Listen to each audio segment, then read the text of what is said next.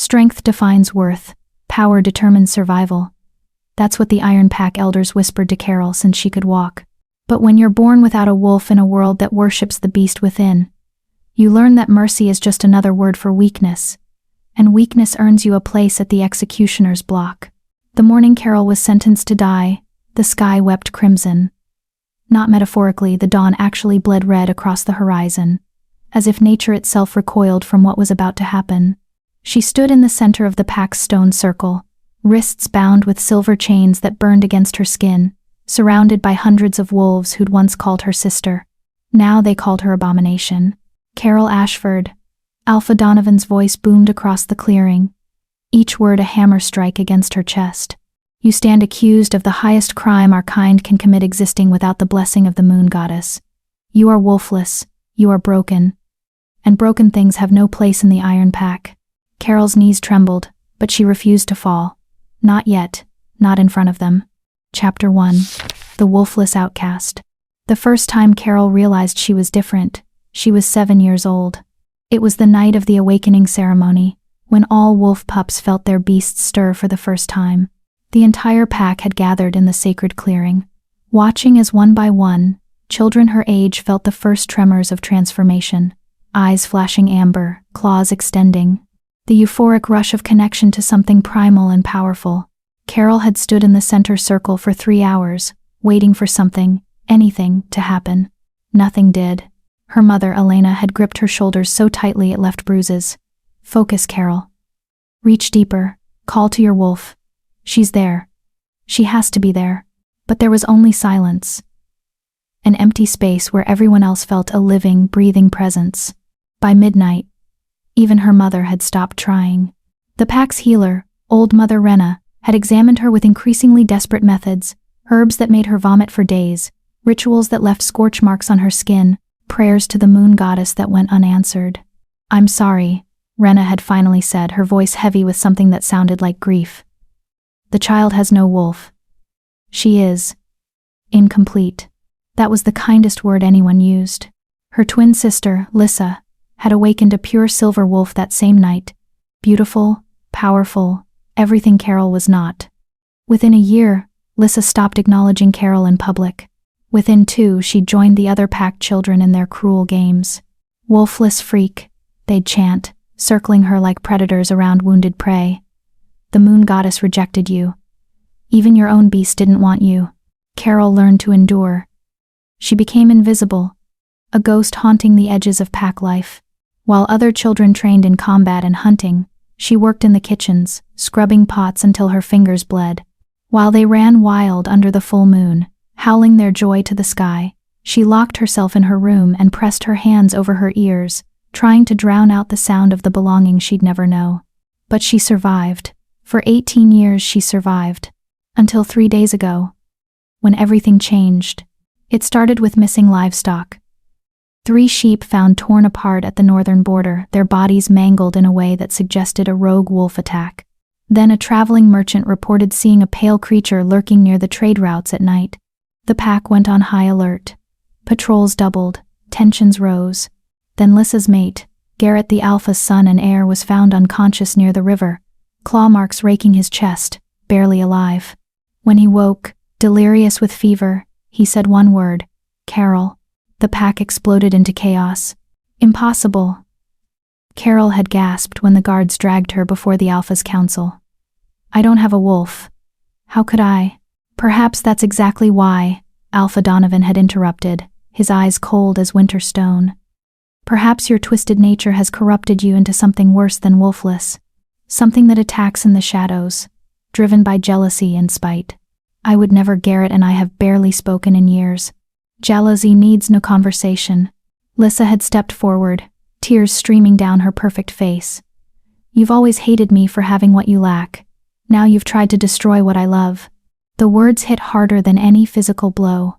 Lissa, please, Carol's voice cracked. We're sisters. You know I wouldn't. You stopped being my sister the day you proved you weren't one of us. Lissa's voice was ice. You're a parasite. A defect that should have been culled years ago. The council had deliberated for exactly 4 minutes. Execution. Dawn, 3 days hence, public, as a warning to any others who might harbor darkness in their hearts. No trial. No investigation. Just the word of the Alpha's future son-in-law, and the convenient scapegoat who'd never belonged anyway. They locked her in the dungeons beneath the packhouse stone walls that swallowed sound, silver bars that made her skin blister just from proximity, no food, no water. No visitors except the guard who came each evening to remind her of tomorrow's sunrise. Should have drowned you as a pup, he'd sneered through the bars. Would have been a mercy. Perhaps he was right. Carol sat in the darkness, back against the cold wall, and finally let herself break. Sobs racked her body, ugly and desperate. She'd spent 18 years trying to prove she deserved to exist despite her defect. 18 years of swallowing insults, enduring isolation, working twice as hard for half the respect. And for what? To die alone? Accused of a crime she didn't commit, murdered by the only family she'd ever known? Moon goddess, she whispered into the dark, her voice raw. If you're real, if you ever cared about me at all, please, just tell me why. Why did you make me this way? Why give me life just to make it torture? The darkness offered no answer. It never did. They came for her when the sky began to lighten 6 guards, as if she posed any threat. They hauled her from the cell, wrists already bound, and marched her through the packhouse, past the kitchens where she'd worked, past the training yards where she'd watched from the shadows, past her mother's quarters, where the door remained firmly, deliberately shut.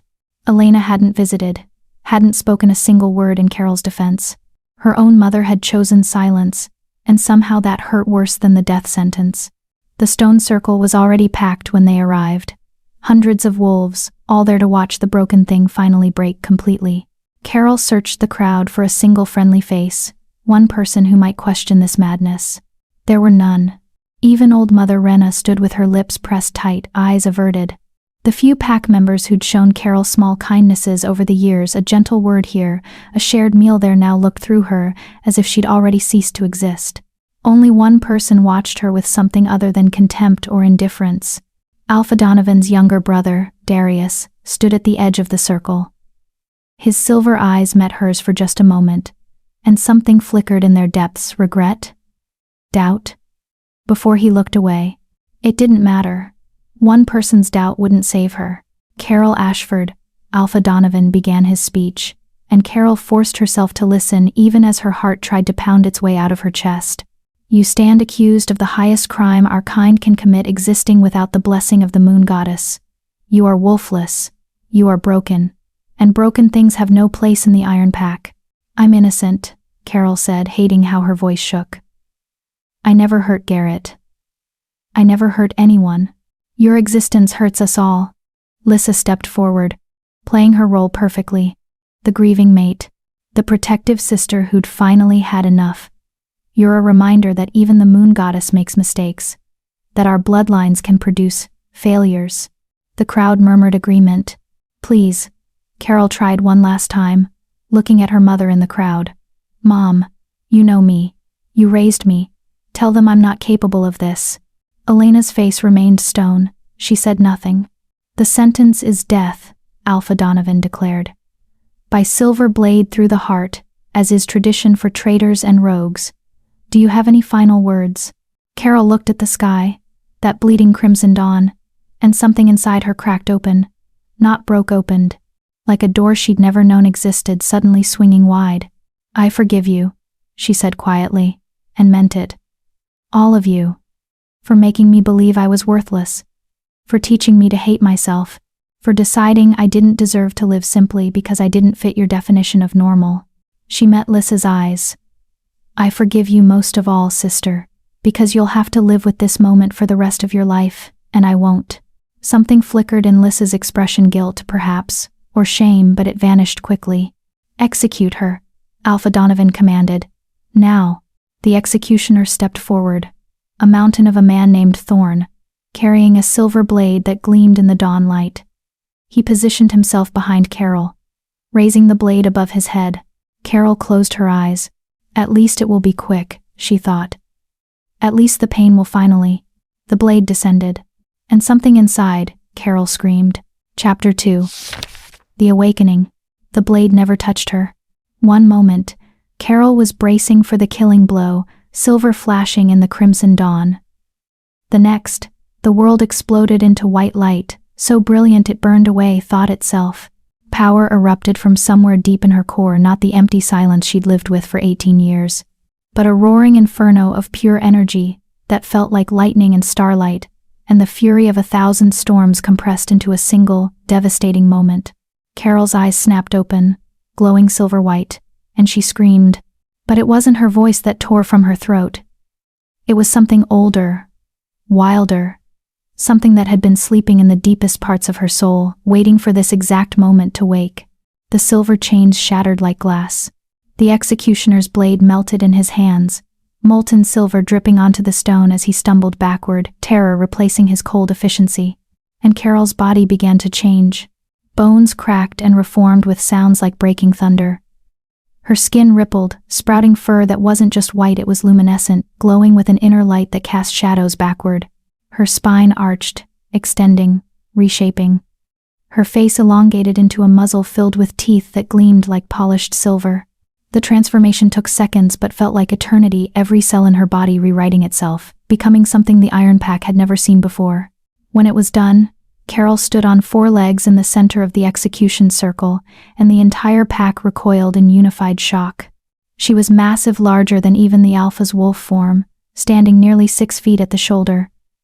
Her fur was pure white, shot through with silver patterns that moved like liquid moonlight across her body. Her eyes blazed with that same silver-white radiance, ancient and terrible and beautiful. Most shocking of all, above her head, visible even in the dawn light, a perfect full moon seemed to hover in the air, a manifestation of power that only existed in the oldest legends. The mark of a Luna wolf. Impossible, Alpha Donovan breathed, his face drained of color. Luna wolves are extinct. They died out centuries ago. But the evidence stood before him, very much alive and radiating power that made the air itself crackle with energy. Carol's wolf looked down at her paws, these massive, powerful paws that had appeared from nowhere, and felt a presence in her mind that was entirely new yet somehow familiar. A voice that was her own but also not. Ancient and young at once. Finally, the voice purred with satisfaction. I thought we'd never get to wake up. Who are you? Carol's human consciousness asked, still reeling. Who do you think? I'm you. The part of you that's been sleeping because you weren't ready. Because we weren't in danger enough. The wolf only wakes when the human needs her most, and you, little sister, have needed me for a very long time. The wolf's attention shifted outward, taking in the hundreds of pack members who'd been screaming for their death moments ago. Now they stood frozen, caught between primal terror and absolute disbelief. Lissa had fallen to her knees, face pale as death. No, this can't be real. She's wolfless. She's always been wolfless. This is some kind of trick. The white wolf's gaze locked onto her twin, and Lissa's words died in her throat. Should we show them what a trick really looks like? The wolf asked Carol's human mind, a dangerous edge to her tone. No, Carol thought firmly, even as rage and betrayal burned in her chest. We're not like them. We don't kill people just because we can. Pity, the wolf mused. But you're right, we're better than this. The white wolf threw back her head and howled. The sound was like nothing the Iron Pack had ever heard, not the typical wolf howl they'd grown up with, but something that resonated on a frequency that bypassed ears entirely and struck straight to the soul. It was command and warning and promise all at once, carrying across the territory and beyond, announcing to any creature with the sense to listen, something ancient had awakened, and the world had better pay attention. When the howl faded, the silence it left behind was absolute. Alpha Donovan recovered first, his face hardening into the mask of authority he wore so well. Seize her. Whatever she is, she's still a traitor to this pack. We'll study this phenomenon after she's dead. The guards hesitated. Every instinct they possessed screamed at them not to approach the glowing white wolf that radiated power like a second sun. I said seize her. Donovan roared, his alpha command cracking like a whip. The command should have compelled obedience. Alpha authority was absolute in pack hierarchy. But Carol's wolf felt the command wash over them like water off fur. Completely ineffective. Interesting, the wolf observed. His authority doesn't touch us. We're outside his hierarchy entirely. Before the guards could move, Darius stepped forward, placing himself between the white wolf and his brother. "Stop. Everyone just stop. Move aside, Darius," Donovan growled. "No." Darius's silver eyes were fixed on Carol's wolf form, with something like wonder. "Brother, do you not understand what you're seeing? Luna wolves weren't just rare or powerful, they were the moon goddess's chosen, her direct representatives on Earth. Their authority superseded even alphas." "That's legend," Donovan snapped. "Children's stories." "Is it?" Darius gestured to Carol. "She's standing right there, marked with the moon itself, radiating power that makes our strongest warriors want to submit. When was the last time you saw something like this in a children's story?" "She attacked Garrett." "Did she?" Darius's voice dropped, dangerous and quiet. "Or did we simply need someone to blame, and she was convenient?" The accusation hung in the air like poison gas. Garrett, who'd been standing beside Lissa, went very still. A muscle twitched in his jaw. Carol's wolf noticed. "He's hiding something," the wolf observed. "Look at him. He reeks of guilt and fear." Carol's human consciousness focused on her sister's mate, seeing him clearly for the first time, the way he wouldn't meet anyone's eyes directly. The way his hands trembled slightly before he shoved them in his pockets.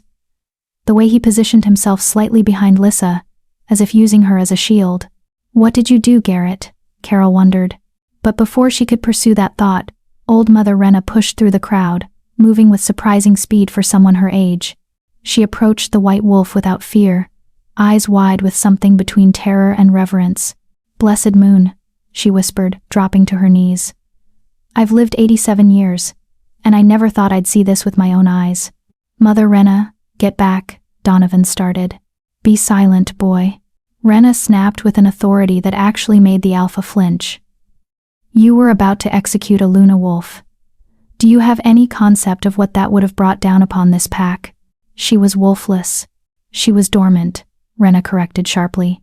"Luna wolves don't awaken like normal wolves, you fool. They sleep until their human vessel is strong enough to contain their power. Usually that's around age 25 or 30. The fact that hers woke at 18, under mortal threat." She looked at Carol's wolf with something like pity. The trauma must have been extraordinary. 18 years of it, Carol thought bitterly. 18 years of being called broken, worthless, a mistake. 18 years of cruelty and isolation, and being told she didn't deserve to exist. Yeah. The trauma had been extraordinary. "We should leave," the wolf said suddenly. "These people don't deserve us. They tried to kill us. We owe them nothing." "Where would we go?" Carol asked. "We don't know anything outside this pack." "Then we'll learn," the wolf replied simply. "The world is bigger than this place, little sister. And we're finally strong enough to see it." The white wolf took a step backward, away from the crowd, away from the execution circle that still bore the scorch marks of her transformation. "Wait," Darius called out. "Carol, please. Don't run. The pack owes you." "The pack owes me nothing," Carol's wolf spoke, and everyone gasped because Luna wolves could do that, speak in human tongue while in beast form, another gift of their divine heritage. Her voice was layered, harmonics that made the air shimmer. "You owed me 18 years ago, when I was a child who needed protection and understanding. You owed me every day after, when I worked and served and tried so desperately to earn the acceptance that should have been my birthright." Her glowing eyes swept the crowd, and pack members flinched away from her gaze. "You owed me 3 days ago, when you sentenced me to death without trial, without proof, because it was easier to kill the outsider than question your precious heir." Garrett went pale. "But you gave me nothing," Carol continued, her voice ringing with power and pain. "So now I owe you the same. Nothing." "Carol, I'm sorry," Elena finally spoke, pushing through the crowd, tears streaming down her face. "Baby, I'm so sorry. I was scared. I didn't know what to do." "You were my mother," Carol's wolf said quietly, and the pain in those words could have shattered stone. "You should have protected me. You should have believed me. You should have stood beside me when everyone else turned away. But you chose silence. You chose them over me. So now I choose myself." Elena collapsed, sobbing, but Carol had no comfort left to give her. The white wolf turned to leave, and froze. Because standing at the edge of the clearing, having arrived without anyone noticing in the chaos, was a man who radiated power that made even Alpha Donovan look weak by comparison. He was tall, broad-shouldered, with midnight black hair and eyes that gleamed gold, the mark of an alpha in their prime. He wore traveling clothes covered in road dust, and his expression was one of absolute shock. "Blessed moon," he breathed. The prophecy was true. "Who are you?" Alpha Donovan demanded, though his voice lacked its usual authority. The stranger's power was palpable, making even the strongest wolves in the Iron Pack instinctively want to bare their throats in submission. "Rowan Blackthorn," the stranger replied, never taking his eyes off Carol's glowing white wolf. "Alpha of the Northern Territories. And I've been searching for her for the last 3 years." Carol's wolf tensed, ready to run or fight. She hadn't survived this long to fall into yet another trap. "Easy," her human consciousness cautioned. "Let's hear what he wants first." "Searching for me?" Carol's wolf asked warily. "Why?" Rowan's golden eyes softened with something that looked almost like relief. "Because 3 years ago, the moon goddess herself appeared to me in a vision. She told me that the last Luna wolf would awaken in my lifetime, and that my pack's survival, possibly the survival of all wolfkind, would depend on finding her." He took a step forward, hands raised in a gesture of peace. "She told me the Luna wolf would be broken before she was whole, rejected before she was accepted, that she would rise from execution to become the most powerful wolf in generations." His voice dropped, reverent and certain. "She told me that when I found you, I should offer you what no one else had, a choice. A place where your power would be celebrated, not feared, where you could learn what you truly are without persecution or judgment." He lowered himself to one knee before the white wolf, bowing his head in a gesture of absolute respect. "Carol Ashford, Luna Wolf, blessed of the moon goddess, I offer you sanctuary in the Northern Territories. Not as a subordinate, but as an equal. Not as a pack member, but as a partner in protecting our kind from the darkness that's coming." "Darkness?" Darius asked sharply. "What darkness?" Rowan's expression grew grim. "Rogues are organizing. Hunters have discovered weapons that can kill us despite our healing. And something older, something far worse, is stirring in the deep places of the world. We've had 3 border packs go completely silent in the last 6 months. Every wolf vanished without a trace." A murmur of unease rippled through the Iron Pack. "The prophecy says only a Luna wolf can stand against what's coming," Rowan continued, his eyes returning to Carol. "I don't know if that's true, but I do know that you deserve better than what this pack gave you. And I'm offering you the chance to find out who you really are, away from people who spent 18 years telling you who you weren't." Carol's wolf and human consciousness conferred silently. "It could be a trap," Carol's human side warned. "Maybe," the wolf agreed. "But staying here is definitely a trap. At least this way we're choosing our own danger." "You think we should trust him?" "I think we should trust ourselves," the wolf replied. "We're not that scared, powerless girl anymore. We're a Luna wolf. Whatever comes, we can face it." Carol felt the truth of those words settle into her bones. The white wolf looked at Rowan, then at the Iron Pack, at her mother still sobbing on the ground, at Lys's pale face, at Alpha Donovan's barely contained fury, at Darius's conflicted expression. These people had raised her, broken her, tried to kill her, but they didn't own her anymore. "I accept your offer, Alpha Rowan," Carol said, her layered voice ringing clear. "I'll come to the Northern Territories. I'll learn what I am, and I'll face whatever darkness is coming." She looked at Alpha Donovan one last time. "But understand this, I'm not running away. I'm walking towards something better.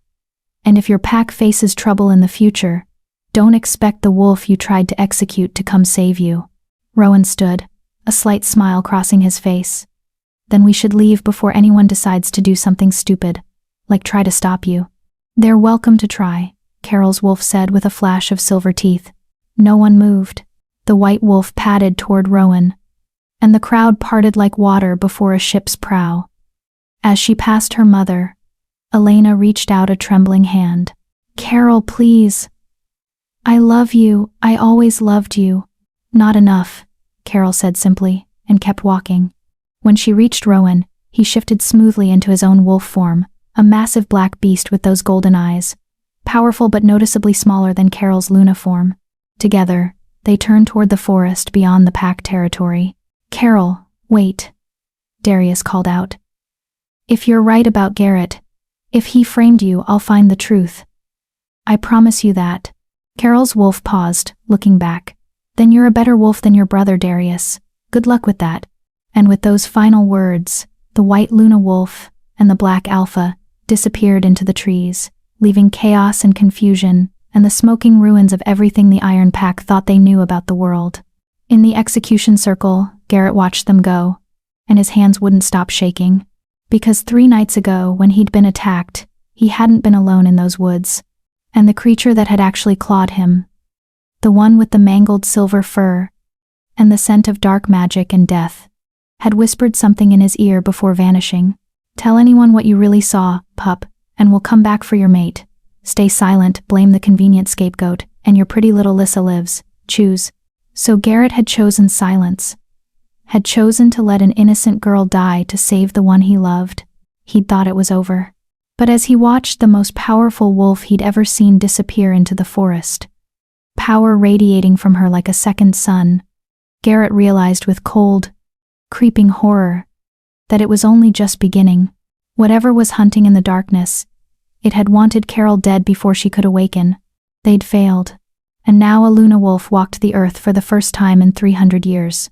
With an alpha who believed in prophecies at her side, Garrett closed his eyes and prayed to the moon goddess that when the darkness came, and it would come, the wolf they'd tried to execute would have a short memory. He suspected she wouldn't. Chapter 3: The Northern Territories. They ran for 3 days. Not out of fear, Carol could feel the power thrumming through her Luna wolf form, making exhaustion almost impossible. They ran because the forest called to something primal in her newly awakened beast, and for the first time in her life, Carol had the freedom to answer. Rowan led them through territories Carol had never seen, paths that wound through ancient woods where the trees grew so thick that sunlight became a rare luxury. They crossed rivers that ran crystal clear, leaped over ravines that would have terrified her human form, and climbed mountains that scraped the belly of the sky. And through it all, Carol's wolf reveled in the simple, overwhelming joy of finally existing as she was meant to. This is what they stole from us, her wolf whispered, as they crested yet another ridge, the wind carrying scents of pine and stone and freedom. 18 years of this. 18 years of running and hunting and being alive.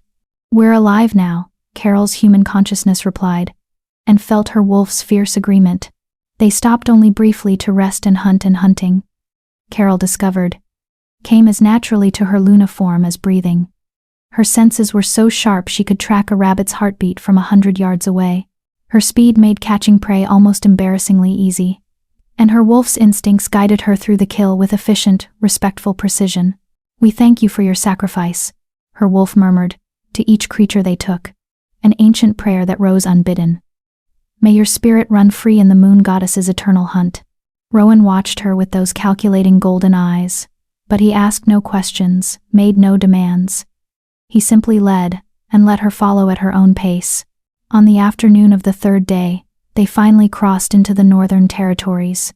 Carol felt the change immediately, not just in the landscape, though the mountains here were taller and more imposing, their peaks crowned with snow even in late summer. The very air felt different, charged with a wild energy that made her fur stand on end. This place has power, her wolf observed. Old power. Can you feel it? Carol could. It thrummed beneath her paws like a second heartbeat, ancient and patient and vast. Rowan shifted back to human form, and Carol followed suit, her first transformation back since the awakening. It was smoother than she'd expected, her body remembering how to reshape itself with unsettling ease. She stood on 2 legs again, naked and covered in a fine sheen of sweat, and for the first time really looked at where they'd arrived. The Northern Pack's territory was nothing like the Iron Pack's carefully manicured lands. This was wilderness in its purest form, towering pines that had stood for centuries, cliffs of black stone that jutted toward the sky like broken teeth, waterfalls that roared with primal fury. In the distance, she could see the Pack's main settlement nestled in a valley, but even from here it looked different, less like a suburban neighborhood trying to pretend it was normal, and more like a fortress carved from the mountain itself. It's not what you're used to, Rowan said, pulling spare clothes from a pack he'd stashed at the border. He tossed her a shirt and pants without ceremony. We don't pretend to be human here. We embrace what we are. Carol dressed quickly, grateful for the coverage. How many wolves? About 300 in the main pack. Another 100 scattered across the territory in smaller satellite communities. We're the largest pack in the northern regions, which is why the disappearances have everyone on edge. Tell me about them, Carol said as they began walking toward the settlement. The disappearances. Rowan's expression darkened. 6 months ago, the Frost Creek pack, about 50 wolves, mostly families, went silent. We thought maybe they'd migrated or disbanded, though that's unusual. Then, 3 months ago, the same thing happened to the Silver Ridge pack. 70 wolves. Vanished overnight. No bodies, no signs of struggle. Just empty territory. He paused at the edge of a cliff, looking out over his lands. 2 months ago, we sent a scouting party to investigate. Only one wolf came back, and he was half mad, babbling about shadows that walked like wolves and eyes that glowed like dying stars. He kept screaming that they're eating souls before he threw himself off a cliff. Carol felt ice creep down her spine. And you think this is connected to me? To Luna wolves?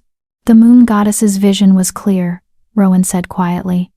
She showed me packs disappearing into darkness. She showed me something ancient waking, something that predates even our kind. And she showed me a white wolf standing against it, the only light in an ocean of shadow. He looked at her directly. I don't know what's coming, Carol, but I know it's not random rogue attacks or hunters with new weapons. It's something else, something that requires a Luna wolf to fight. I don't even know how to be a Luna wolf, Carol admitted. I've had my wolf for 3 days. Before that, I was the weakest, most pathetic member of my pack. No, Rowan corrected firmly. Before that, you survived 18 years of abuse and isolation without breaking. You maintained your humanity while everyone around you tried to strip it away. That's not weakness, Carol. That's the strongest thing I've ever heard of. The words struck something deep in Carol's chest, a wound she hadn't realized was still bleeding. Come on, Rowan said, starting down the path. Let's get you settled before the pack gathers for dinner. Fair warning, they're going to be intense about meeting you. That was an understatement. The Northern Pack's main hall was a massive structure built directly into the mountainside, half cave and half architecture, with soaring ceilings supported by pillars of carved stone. When Carol entered, following Rowan through the enormous doors, conversation died instantly. Hundreds of wolves turned to stare. Unlike the Iron Pack's cold rejection, these wolves looked at her with awe, curiosity, and most surprising hope. Several of the older wolves actually dropped to one knee, heads bowed in a gesture of respect that made Carol deeply uncomfortable. Please don't do that, she said quickly. I don't need. They're not bowing to you, an elderly woman's voice interrupted. She emerged from the crowd, leaning on a gnarled walking stick, her hair white as snow and her eyes sharp as broken glass. They're bowing to what you represent. Luna wolves were our protectors for millennia before they vanished. These wolves are honoring that legacy, not you personally. Yet, the word yet hung in the air like a challenge. Carol, this is Elder Mora, Rowan introduced. She's our pack's historian and spiritual leader. If anyone knows about Luna wolves, it's her. Mora circled Carol slowly, studying her with unnerving intensity. 18 years dormant. That's unusual. Most Luna wolves manifest by age 10, though they don't fully mature until their mid-20s. What kept yours sleeping so long? I don't know, Carol admitted. The Iron Pack's healer said I had no wolf at all. The Iron Pack's healer was an idiot, Mora said bluntly. Luna wolves don't show up on normal spiritual examinations because they exist on a different frequency entirely. They're not pack wolves, they're goddess-touched. Divine instruments wearing mortal flesh. She tapped her walking stick against the stone floor. The question is, why did yours wake during an execution? Luna wolves typically awaken gradually, during times of meditation or spiritual connection. Violent emergencies usually kill the human vessel before the wolf can surface. Maybe I'm more stubborn than most vessels, Carol suggested dryly. A smile ghosted across Mora's weathered face. Perhaps. Or perhaps the moon goddess decided you'd suffered enough and gave you the power to end it. The goddess works in mysterious ways, but she's rarely cruel without purpose. Could have fooled me, Carol thought bitterly, remembering 18 years of isolation. Her wolf stirred, defensive. She gave us power when we needed it most. She let us survive until we were strong enough to transform. That's not cruelty, that's strategy. Before Carol could respond, a younger wolf pushed through the crowd, a girl who couldn't be more than 16, with bright copper hair and freckles scattered across her cheeks like stars. "Is it true you glowed?" she asked breathlessly, ignoring the disapproving looks from the older wolves. "During your transformation? The rumors say you lit up like the moon itself and shattered silver chains with just your presence." "Sierra, manners," Rowan warned, but there was amusement in his voice. "It's fine," Carol said, surprising herself. The girl's enthusiasm was refreshing after days of heavy prophecies and dark warnings. "Yes," I glowed. "And yes, the chains broke. Though I'm not sure if that was me or my wolf or some combination." "It's the Luna blessing," Mora explained. "Your presence sanctifies silver, transforms it from a weapon against our kind into something harmless to you specifically. It's one of many gifts you'll discover as you grow into your power." "How many gifts are we talking about?" Carol asked warily. Mora's expression grew serious. "Historically, Luna wolves could heal mortal wounds with their presence, communicate across vast distances through moonlight, sense darkness and corruption in other wolves, command lesser beasts, walk in dreams, and most importantly, channel the moon goddess's power directly in times of great need." She paused, letting that sink in. "But power always comes with a price. Luna wolves burned bright and died young. Most didn't live past 40. The responsibility, the constant spiritual warfare, the burden of being everyone's savior and protector, it consumed them." "Well, that's cheerful," Carol muttered. "I don't tell you this to frighten you," Mora said. "I tell you because you need to understand what you've become. You're not just a powerful wolf child. You're a weapon the moon goddess created to fight things normal wolves can't even perceive. And weapons, no matter how beautiful, exist to be used." The words settled over Carol like a shroud. "She's right," her wolf said quietly. "We were made for battle. I can feel it in every fiber of our being. This isn't just strength, it's purpose." "I never asked for this purpose," Carol thought back. "No one asks to be chosen," her wolf replied. "But we were. And we can either accept it, or spend our lives running from what we are. We've done enough running." Rowan must have sensed Carol's distress because he smoothly redirected the conversation. "Mora, Carol's been traveling for 3 days. Perhaps the history lessons can wait until after she's eaten and rested?" "Of course," Mora said, though her eyes remained fixed on Carol. "But tomorrow, we begin training. If what's hunting in the darkness knows a Luna wolf has awakened, it will come for you, and you need to be ready." They gave Carol a room in the pack house, not a cell this time, but actual quarters with windows that overlooked the valley, a real bed with thick furs, and privacy she hadn't experienced in years. After a meal where dozens of pack members had tried to talk to her simultaneously, the silence felt like a blessing. She stood at the window, watching moonlight paint the mountains silver, and finally let herself feel the full weight of the last 3 days. She'd been executed.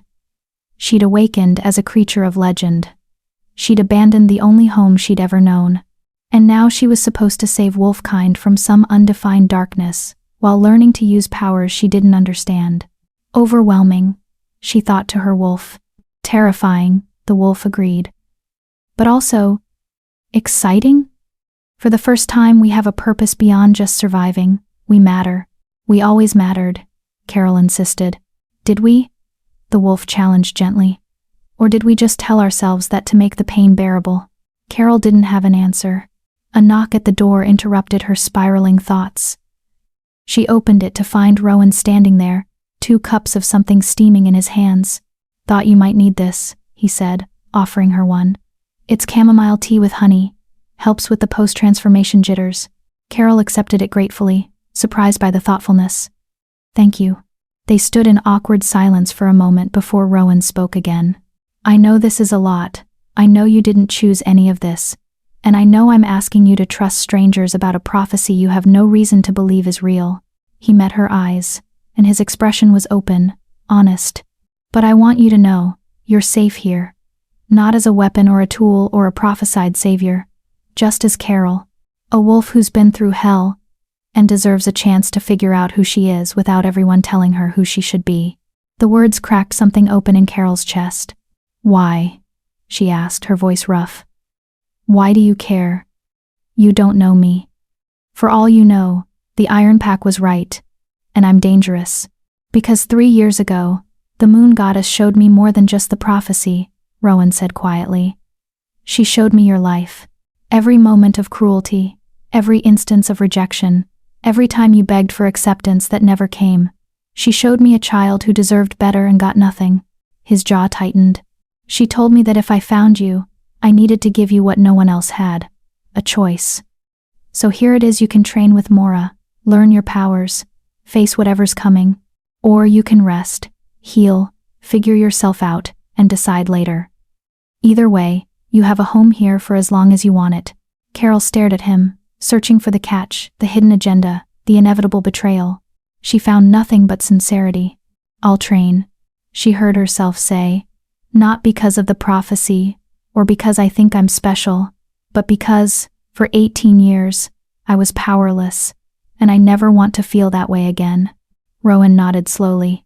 Then we start tomorrow. Get some rest, Luna Wolf. He turned to leave, then paused. For what it's worth, I think the moon goddess chose well. After he left, Carol stood alone in her room, moonlight streaming through the window, and felt something she hadn't experienced in so long she'd almost forgotten what it was called. Hope. Tomorrow would bring training and prophecies, and dark warnings about shadows that ate souls. But tonight, for the first time in 18 years, Carol went to sleep feeling like maybe, just maybe, she was exactly where she was meant to be. Chapter 4. Training and Shadows. Dawn broke cold and merciless over the Northern Territories. Carol woke to someone pounding on her door with enough force to rattle the hinges. She stumbled out of bed, disoriented, and opened it to find Sarah, the enthusiastic copper-haired girl from last night, grinning like a lunatic. Training starts in 20 minutes. Sarah announced cheerfully. Elder Mora doesn't believe in easing people in gently. Also, you might want to eat something. You're going to need the energy. Before Carol could respond, Sarah thrust a bundle of clothes at her, practical leather pants, a fitted tunic, and boots that looked like they'd actually survive a fight, then disappeared down the hallway. 20 minutes later, Carol found herself standing in a massive training yard carved into the mountainside. The space was easily twice the size of the Iron Pack's training grounds, with sections dedicated to different combat styles, obstacle courses that looked genuinely dangerous, and what appeared to be actual weapons mounted on the walls.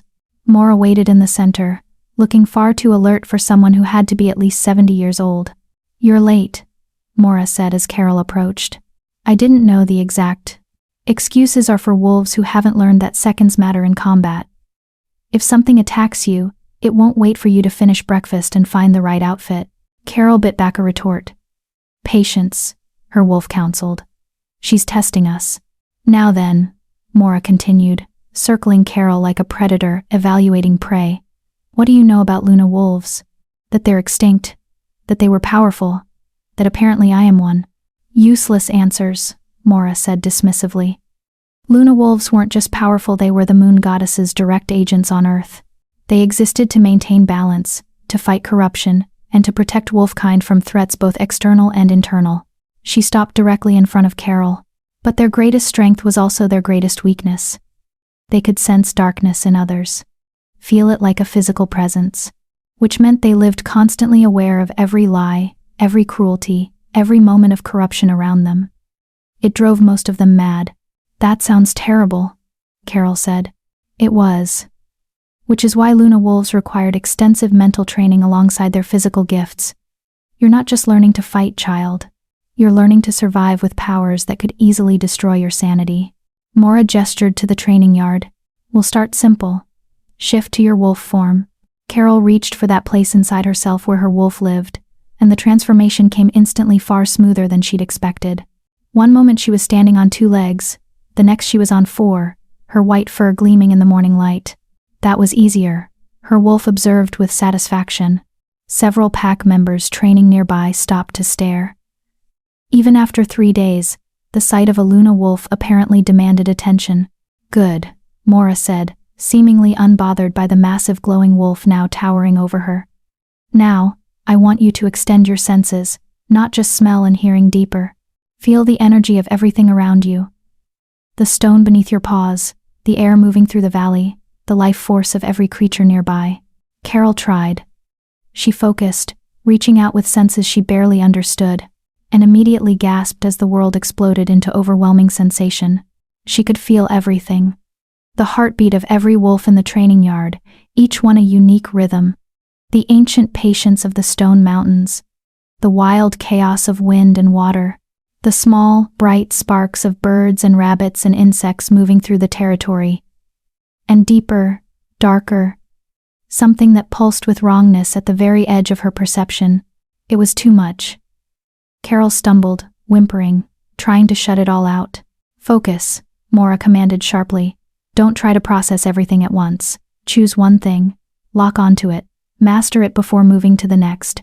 Carol latched onto Mora's life force, surprisingly strong for someone so old, burning with a steady, patient flame. She focused on that single point until the overwhelming flood of sensation became manageable. Better, Mora said. Now, what do you sense from me? Carol studied the energy surrounding the elder wolf. Strength, wisdom, and sadness? Old sadness, like a wound that healed wrong. Mora's expression flickered with something that might have been pain. Luna wolves see truth, she said quietly. They see what people hide, even from themselves. My mate died 40 years ago defending this pack from rogues. I've worn my grief like a second skin ever since. Most wolves never noticed. You saw it in seconds. She straightened, professional mask sliding back into place. This is your gift and your curse. You'll see people's darkness, their pain, their secrets, and you'll have to decide what to do with that knowledge. Use it wisely, or it will eat you alive. They trained for 6 hours straight.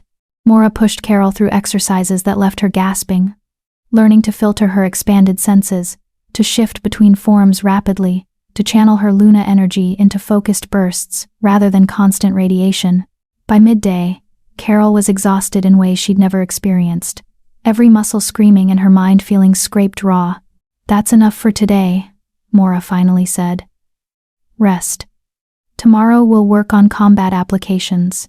Carol shifted back to human form and collapsed onto the ground, sweat-soaked and trembling. You did well, a voice said. She looked up to find Rowan approaching with a water skin. Most wolves would have passed out after the first hour of what Mora put you through. I feel like I'm going to pass out now, Carol admitted, accepting the water gratefully. That's normal. Luna powers don't just use physical energy. They drain your spiritual reserves. You'll adapt. But it takes time. He sat beside her, looking out over the valley.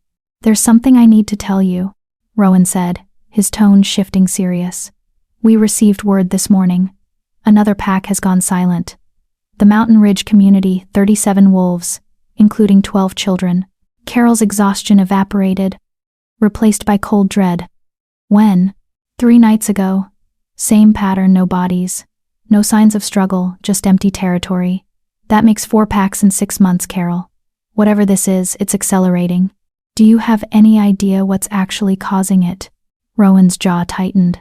The scout who survived before he died, the one who babbled about shadows, he said one other thing that Mora didn't want to share publicly. He said the shadows smelled like rot and ancient hate, and that they moved like wolves but weren't wolves, like something was wearing wolf skin as a disguise. A chill ran down Carol's spine.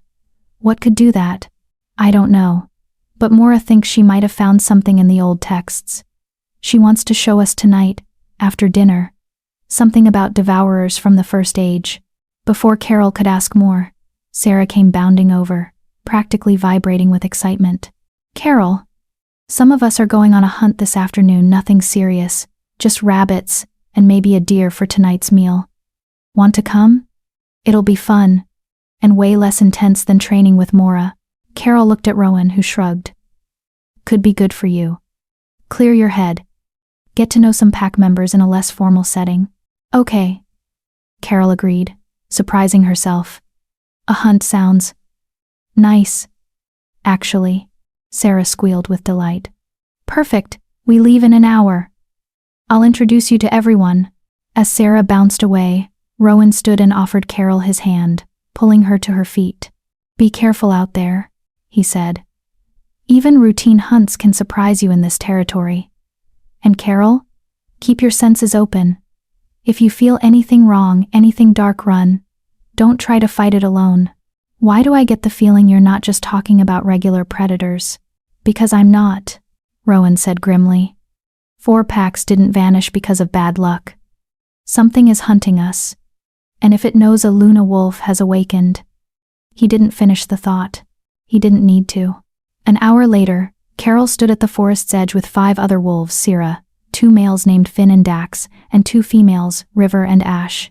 They were all younger, maybe early 20s, and they treated the hunt like an adventure rather than a chore. Ready to see what you can really do? Finn asked with a challenging grin. He was broad-shouldered with dark hair and the cocky confidence of someone who'd never lost a fight. Try to keep up, Carol replied, letting her wolf's competitive nature surface. They shifted together and plunged into the forest. Hunting with a real pack, wolves who didn't hate her was a revelation. They moved together like water, communicating through body language and small sounds, each wolf instinctively understanding their role. Sarah was the scout, quick and agile. Finn and Dax were the muscle. River and Ash were the strategists, directing movement with subtle gestures. And Carol. Carol was something else entirely. Her Luna senses painted the forest in ways the others couldn't perceive. She could feel the life force of prey animals from hundreds of yards away, track their fear scent through dimensions the other wolves didn't even know existed. Within minutes, she'd located a small herd of deer grazing near a stream. There, she sent to the pack, and was startled when they all heard her. Apparently Luna wolves could communicate telepathically. Show off, Sarah teased, but there was admiration in her mental voice. They set up the hunt perfectly, Carol and Finn driving the herd toward where the others waited. The deer scattered as planned, and Dax brought down a young buck with clean efficiency. Good kill, Carol's wolf approved, quick and respectful. They were preparing to head back when Carol's enhanced senses screamed a warning. Something was wrong. The forest had gone silent, no birds, no insects, no small animals rustling in the undergrowth. Just an oppressive, unnatural quiet that made her fur stand on end.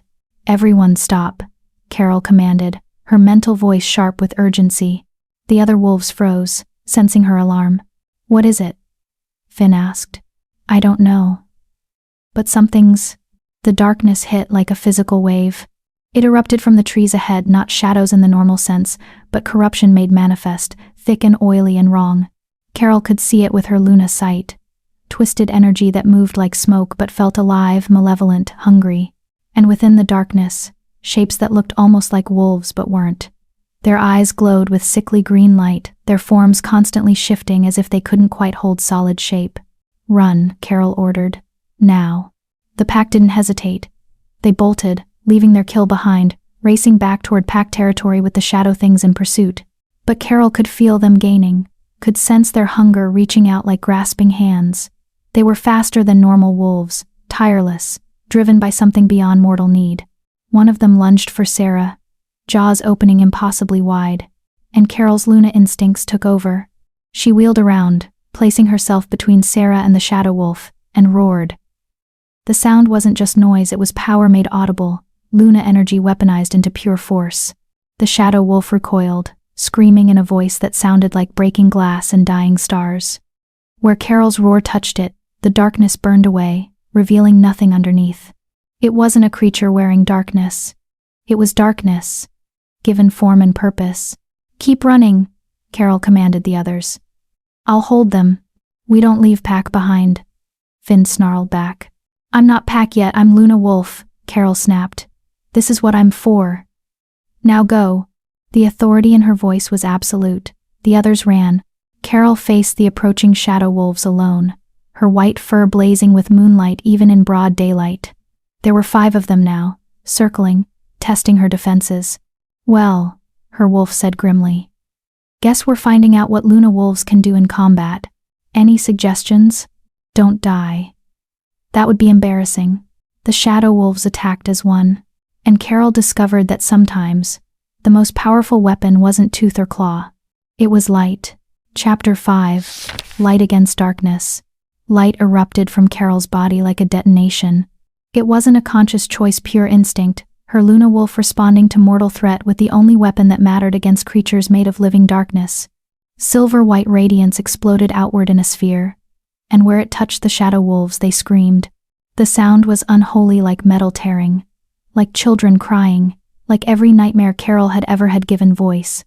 The shadow wolves tried to retreat, but Carol's light pursued them, burning away their corrupt forms layer by layer. More, her wolf urged. They're not dead yet, whatever passes for dead with these things. Push harder. Carol reached deeper into the well of power inside her, pulling up reserves she hadn't known existed. The light intensified, bright enough that she had to close her eyes against her own radiance. She felt the shadow wolves dissolving, their malevolent consciousness fragmenting into nothing. Then, abruptly, the energy cut off. Carol collapsed, her wolf form flickering as exhaustion crashed over her like a physical blow. The forest clearing was empty now, no shadow wolves, no darkness, just scorched earth where they'd stood and the overwhelming silence of a place where something unnatural had just died. Did we kill them? Carol asked her wolf weakly. I think so. But I don't know if they can truly die, or if we just disperse them temporarily. We need to. Footsteps. Multiple wolves approaching fast. Carol tried to stand, to prepare for another fight, but her legs wouldn't cooperate. She'd used too much power, burned through reserves she hadn't built up yet. She could barely lift her head. Rowan burst through the trees in human form, flanked by a dozen warriors. His golden eyes went wide as he took in the scene, the scorched earth, the lingering traces of dark energy, and Carol collapsed in the center of it all. What in the moon goddess's name happened here? He demanded, dropping to his knees beside her. Shadow wolves, Carol managed to project telepathically, too exhausted to shift and speak aloud. 5 of them. Chased us from the hunt. I held them off while the others escaped. Shadow wolves, Rowan repeated, his face going pale. You fought devourers? Alone? Devourers? That's what Mora calls them in the old texts. Ancient entities of pure corruption that feed on wolf souls. They're what's been taking the packs. His hands were shaking as he checked her for injuries. Carol, devourers are supposed to be unkillable. Even Luna wolves in the past could only drive them away temporarily. You didn't have a choice, Carol interrupted. They were going to take Sarah, take all of them. Rowan closed his eyes briefly, and Carol felt something shift in his energy, a mix of gratitude, fear, and something else she couldn't quite identify. Can you walk? He asked. Probably not. Then I'm carrying you. Before Carol could protest, Rowan scooped up her wolf form, no small feat, given that she probably weighed close to 200 pounds in this shape, and started back toward the pack settlement. The warriors spread out in defensive formation around them, weapons drawn, all of them looking at the shadows between trees like enemies might emerge at any moment. They might, Carol's wolf observed grimly.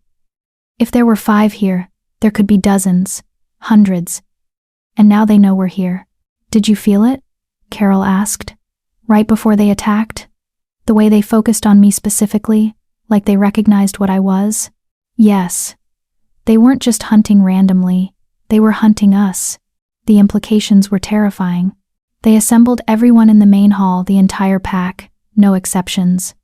Rowan placed Carol, still in wolf form and too exhausted to shift, on a raised platform where everyone could see her. Sarah and the other hunters from the afternoon stood nearby, their faces pale but determined. Elder Mora looked at Carol with an expression somewhere between horror and vindication. Tell them, Rowan commanded. Everything. So Carol did. Through the telepathic link that apparently all Luna wolves possessed, she projected the memory of the attack, the unnatural silence, the shadow wolves emerging from darkness, the chase, the fight. She let them feel her terror, her desperate determination, the moment when her power had erupted. When she finished, the hall was silent.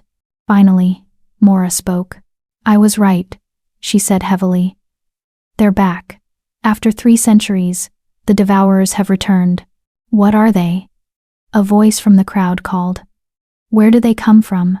Mora leaned heavily on her walking stick. The First Age histories say devourers are corruption given form, the accumulated darkness of wolfkind's worst impulses made manifest. Jealousy, cruelty, betrayal, murder.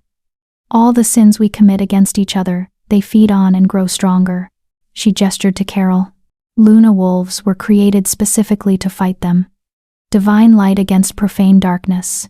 For thousands of years, Luna wolves kept the devourers at bay, preventing them from gaining enough strength to threaten all wolfkind. But 300 years ago, the last Luna wolf died in battle, and the devourers simply vanished. Where? Finn asked. No one knows. The scholars assumed they'd been destroyed or had fled to some unreachable place. But now we know the truth. Mora's expression was grim. They were sleeping, gathering strength, waiting for their natural predator to go extinct so they could return. But I'm here now, Carol projected, forcing herself to stand despite her exhaustion. I can fight them. Can you? Mora challenged. You fought 5 and nearly killed yourself with the effort. The old texts speak of devourer armies numbering in the hundreds, sometimes thousands, and you've had your wolf for 4 days. The numbers were devastating. Then we train her faster, Rowan said firmly. We don't have the luxury of time. If the devourers are taking packs to feed, to grow stronger, we need to strike before they become unstoppable. Strike where? Dax asked. We don't even know where they're based. I might, Carol said suddenly. Everyone turned to stare at her. During the fight, I felt something. A connection. Like the devourers weren't independent creatures but extensions of something larger. Something that was watching through their eyes. A hive mind, Mora breathed. The texts mentioned that. All devourers are connected to a central consciousness, the first devourer, the original corruption from which all others spawn.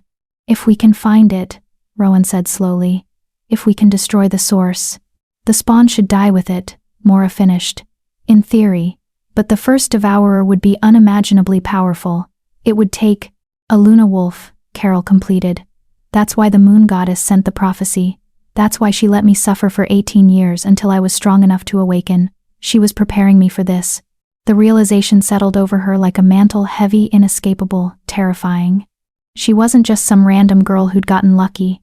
She was a weapon, forged in cruelty and isolation, tempered by suffering, awakened at the exact moment wolfkind needed her most. The moon goddess hadn't abandoned her during those 18 years. She'd been building her. I hate that I understand now, Carol thought to her wolf. I hate that there was a reason for all of it. Reasons don't make the pain less real, her wolf replied gently. But they can make it meaningful. We suffered. Now we use that suffering to save others from the same fate. Rowan stepped forward, his alpha authority filling the hall. Here's what we're going to do, he announced. Carol trains with Mora every day, intensive combat and power development. We fortify our borders, double patrols, and set up early warning systems. And we send scouts to track where the devourers are coming from. Someone must have seen something. He looked directly at Carol. When you're ready and only when you're ready, we'll hunt the first devourer.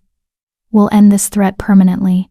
But until then, we survive, we protect each other, and we give our Luna wolf the time she needs to become what she was meant to be.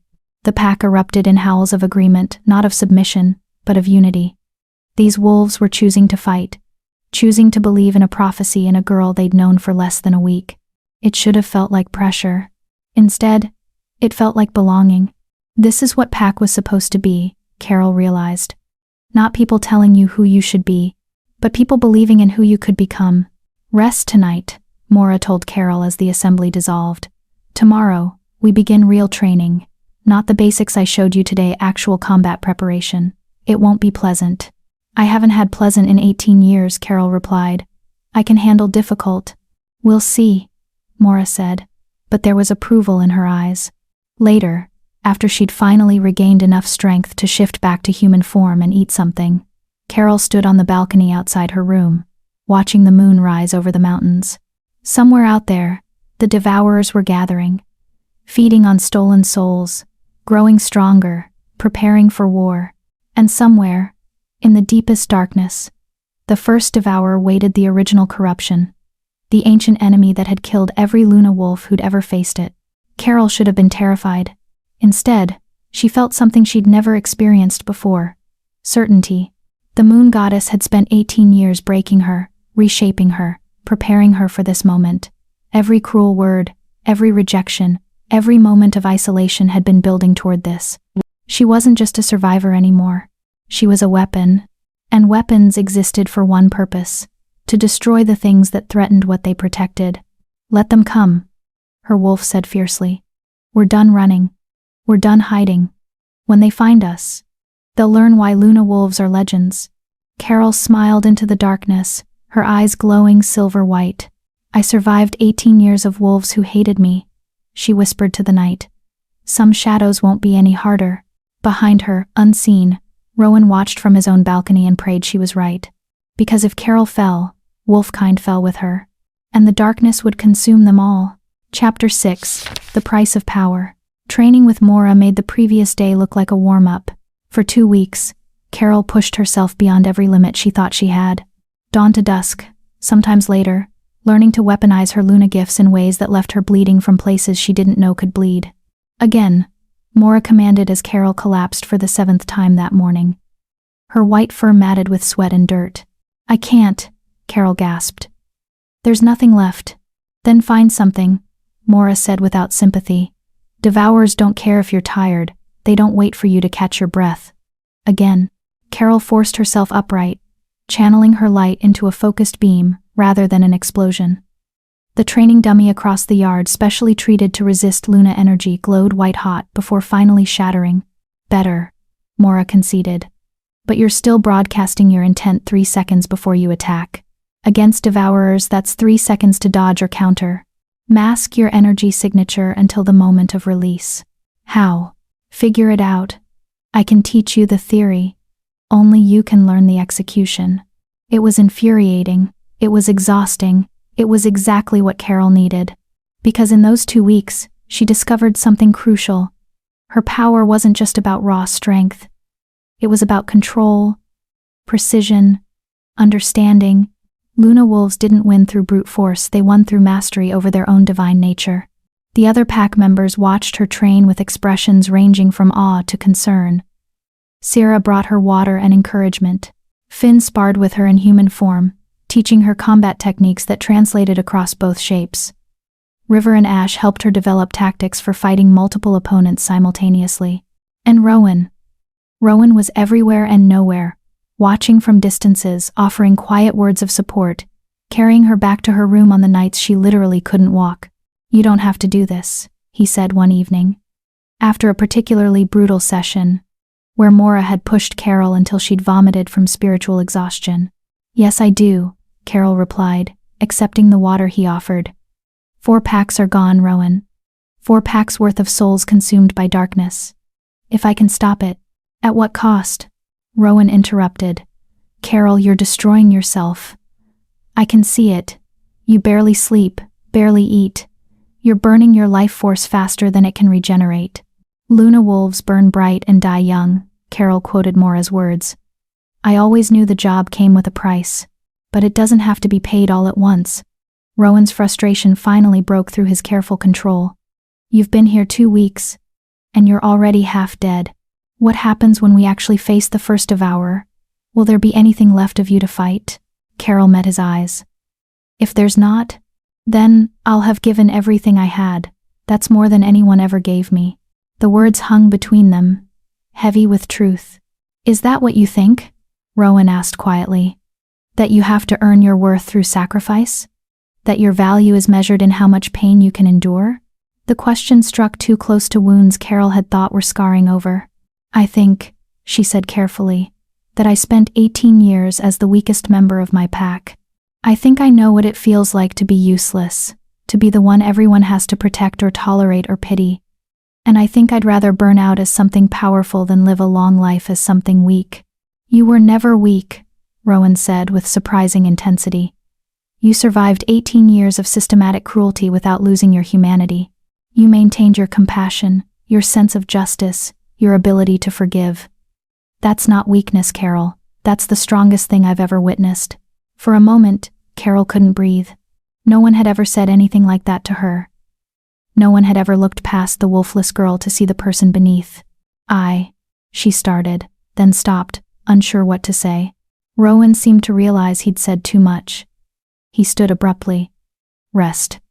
Tomorrow Mora wants to try something new. Testing your ability to sense devourers at a distance. You'll need your strength. He left before Carol could respond, leaving her alone with thoughts that felt too big for her skull. He sees us. her wolf observed quietly. Really sees us. Not just the power or the prophecy. Us. Don't, Carol warned. We can't afford distractions. We have a job to do. And after? When the first devourer is dead, and the threat is ended, what then? Carol didn't have an answer. She wasn't sure she'd survive long enough for after to matter. On day 16, everything changed. Scouts returned with news. They'd found one of the missing packs. Or rather, they'd found where one had been. The Frost Creek territory was a graveyard. Carol stood at the edge of what had once been a thriving community, and her enhanced senses screamed warnings. The land itself was corrupted, trees twisted into wrong shapes.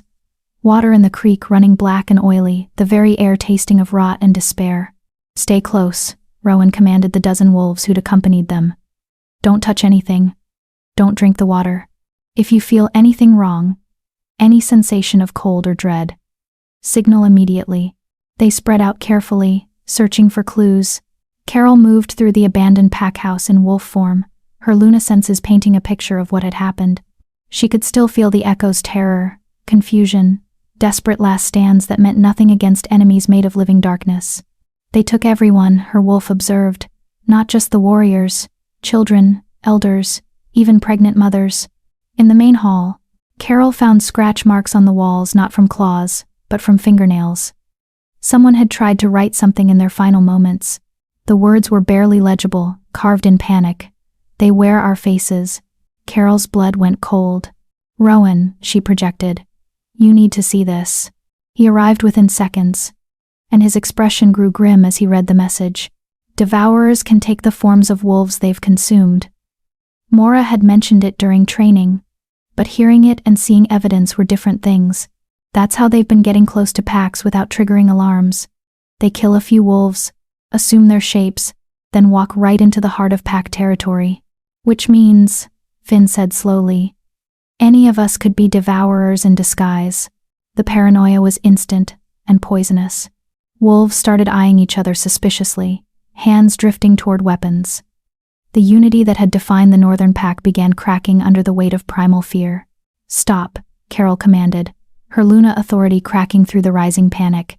Everyone shift, now. Why? Dax asked warily. Because devourers can't perfectly mimic wolf form. They can wear our faces as humans, but in wolf shape, they leave traces. Dark energy that Luna wolves can sense. Shift, and I'll verify each of you. It was a risk. If one of them was a devourer, this might trigger an attack, but they needed to know. One by one, the wolves shifted. Carol examined each with her enhanced senses, feeling for any hint of corruption, any wrongness in their energy signatures. All clear. Every single one was genuine. We're clean, she announced, relief flooding through her. For now, but we need to test everyone in the main pack, Rowan said. If devourers can infiltrate. A howl cut through the air, desperate, terrified, coming from the direction of the northern territory. The pack. Sarah's mental voice screamed across the distance, somehow reaching them. They're attacking the pack. Hundreds of them. We can't. The connection cut off. Rowan's face went white. We're 3 hours away at full sprint. Then we sprint, Carol said, already running. They raced through the forest, pushing beyond exhaustion, beyond pain. Carol's Luna speed made her faster than the others, but she forced herself to stay with the group. They were stronger together. Please, she prayed to the moon goddess. Please let us get there in time. But even as she ran, Carol's enhanced senses felt the massive concentration of dark energy ahead. Like a wound in reality itself. This wasn't a raid. This was an extermination. And somewhere in that darkness, she felt it. A consciousness vast and ancient and malevolent, directing its spawn with horrifying intelligence. The first devourer. It had found them. And it had brought an army. They arrived to find the northern territory burning. Not with fire, with darkness. Shadow consumed buildings, turned stone to ash, corroded the very ground. Devourers swarmed everywhere. Hundreds of them. Killing wolves who fought desperately but hopelessly. Carol didn't think. She just acted. Light exploded from her body like a newborn star, and her roar shook the mountains themselves. Every devourer within 100 yards disintegrated instantly, their screams swallowed by her radiance. But there were too many. For every dozen she destroyed, more emerged from the shadows. The source, her wolf urged. We need to find the source and end this. Carol reached out with her senses, following the threads of dark energy back to their origin, and found it. On the mountain peak above the pack settlement, a mass of darkness so dense it looked like a hole torn in reality. Within that darkness, eyes like dying stars watched the slaughter with ancient satisfaction. Luna Wolf, a voice like grinding stone, spoke directly into her mind. You should have stayed hidden. Now you die with the others. Not today, Carol snarled. She launched herself up the mountainside, leaving the others to defend the pack, every instinct screaming that this was suicide. She didn't care. This ended now, one way or another. Chapter 7. The First Devourer. The climb up the mountain should have taken hours. Carol made it in minutes, her Luna Wolf form blazing with desperate fury as she bounded over boulders and sheer cliff faces that would have killed a normal wolf. Behind her, the sounds of battle raged: screams, howls, the sickening wet sounds of death. She blocked it out. Had to. If she thought about Sarah or River or any of the others fighting for their lives, she'd lose focus. And focus was all that would keep her alive. The first devourer waited at the summit, coalesced into something almost solid. It was massive, easily 3 times Carol's size, shaped vaguely like a wolf but wrong in every detail. Too many joints in its legs, too many teeth in its jaws, eyes that multiplied and divided like cells under a microscope. And the darkness that composed it wasn't just absence of light, it was corruption made manifest, every evil impulse wolfkind had ever harbored given form and hunger. So young, it spoke directly into her mind, its voice like fingernails on her soul. The last Luna Wolf lasted 3 hours against me before she broke. How long will you last, child? Long enough, Carol snarled, and attacked. She channeled her light into her claws, each swipe leaving trails of silver-white energy that burned through the devourer's form. But the wounds closed instantly, darkness flowing like liquid to fill the gaps. The devourer's counterattack came, impossibly fast tendrils of shadow lashing out, trying to wrap around her legs, her throat, her muzzle. Carol dodged desperately, but one tendril caught her shoulder and the pain was indescribable. It wasn't just physical damage. The darkness sank into her, trying to corrupt her from the inside, fill her with despair and self-hatred, and the memory of every cruel word she'd ever endured. Worthless. Broken. Mistake. Should have been drowned at birth. No! Carol roared, and her light flared, burning the tendril away. But the devourer's laughter echoed in her skull. Yes, I feed on suffering, little wolf. And you are so full of it. 18 years of pain, rejection, isolation. Delicious. It knew. Somehow it knew everything, every moment of her childhood, every time she'd cried herself to sleep, every desperate prayer that had gone unanswered. Your moon goddess made you suffer. Shaped you through cruelty. What kind of deity tortures her own champion? The kind who knew I needed to be strong enough for this. Carol shot back, but doubt wormed its way into her heart. Had the moon goddess really cared about her? Or had she just been a tool, deliberately broken and reforged into a weapon? Exactly. A tool. An instrument. Not a person. A thing to be used and discarded. More tendrils lashed out. Carol burned them away. But each time the devourer touched her, more poison leaked into her mind. She's right. A traitorous voice whispered in Carol's thoughts. You were never loved. You were engineered. Your suffering had a purpose, which means they could have ended at any time, but they chose not to. Stop, Carol gasped, trying to focus on fighting, but the psychological assault was as devastating as the physical one. Even now, your pack dies below. Wolves who welcomed you, showed you kindness. And where are you? Abandoning them. Just like your mother abandoned you. Just like everyone always abandons you. Carol's light flickered. Below, she could hear the battle turning desperate. A mental scream cut through the night, someone dying, their consciousness torn apart by devourers. They need us, her wolf urged weakly. We need to help them. But if she retreated, the first devourer would just follow. would kill them all. The only way forward was through. You cannot win, the devourer continued, circling her. I am 3,000 years old. I have consumed armies. I have killed 7 Luna wolves. You are nothing but a child with borrowed power. Then why are you trying so hard to break me mentally? Carol challenged, forcing strength into her voice she didn't feel. If I'm so weak, just kill me. Unless. You can't. Not without breaking me first. The devourer's many eyes fixed on her with sudden intensity. Clever child. Yes, Luna wolves cannot be consumed while their spirit remains intact. I must break your will. Shatter your sense of self before I can feed on your soul. But that has never been difficult. It lunged, faster than before. And this time Carol couldn't dodge completely. Claws of solid shadow raked across her side, and the corruption sank deep. Memories flooded her mind, not her own, but those of the wolves the devourer had consumed. She felt their deaths, their terror, their final moments of hope extinguishing like candle flames.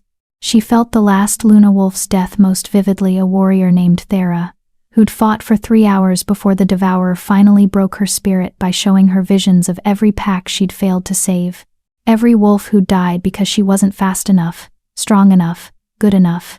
That's what it does, Carol realized with horror. It weaponizes guilt. Makes you believe every death is your fault until you're paralyzed with despair. Precisely, the devourer purred. And you, little wolf, have so much guilt already. 18 years of wondering why you weren't good enough to be loved. It will take me mere minutes to finish you. Another strike. More corruption. Carol's vision blurred, her light dimming. Get up, her wolf urged. We can't quit. Not like this. I can't, Carol thought back. It's too strong. I'm not ready. Mora was right, I'm not trained enough, not powerful enough. Then we trying. Everyone dies if we die. Then don't die. The force of her wolf's mental shout shocked Carol back to clarity. Her wolf's consciousness pressed against her own, urgent and fierce. Listen to me. That thing wants you to focus on your pain, your weakness, your failures. But that's not all you are. Remember what Rowan said, you survived 18 years without breaking. You maintained your humanity when everyone tried to strip it away. That's not weakness. That's power. Power? Yes. The devourer feeds on suffering. But you're not just suffering. You're also survival, resilience, forgiveness. You forgave the pack that tried to kill you. You chose to protect wolves you barely knew. That's not the mindset of someone broken. That's someone who refused to let cruelty make her cruel. Understanding dawned like sunrise.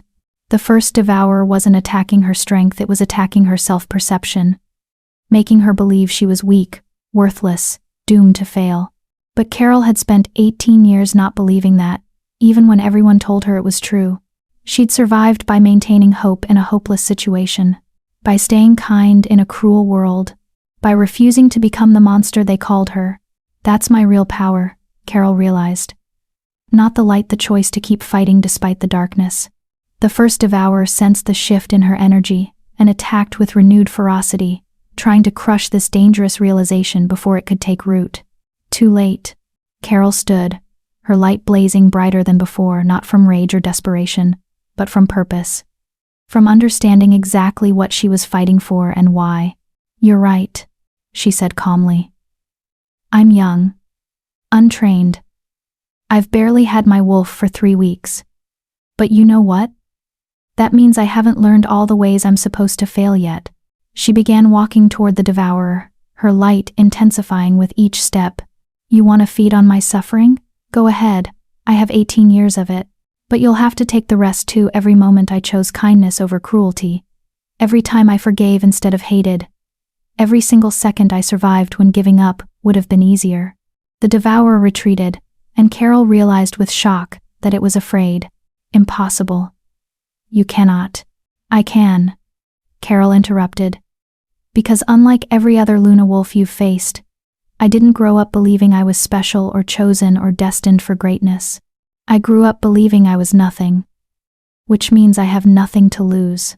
She shifted fully into her purpose, and her light transformed not the aggressive, burning radiance she'd used before, but something gentler. Moonlight, rather than sunlight. steady, patient, inexorable. You feed on the darkness in wolf hearts, Carol said. But I spent 18 years surrounded by darkness and never let it consume me. So let's see what happens when darkness meets someone who's already intimate with it.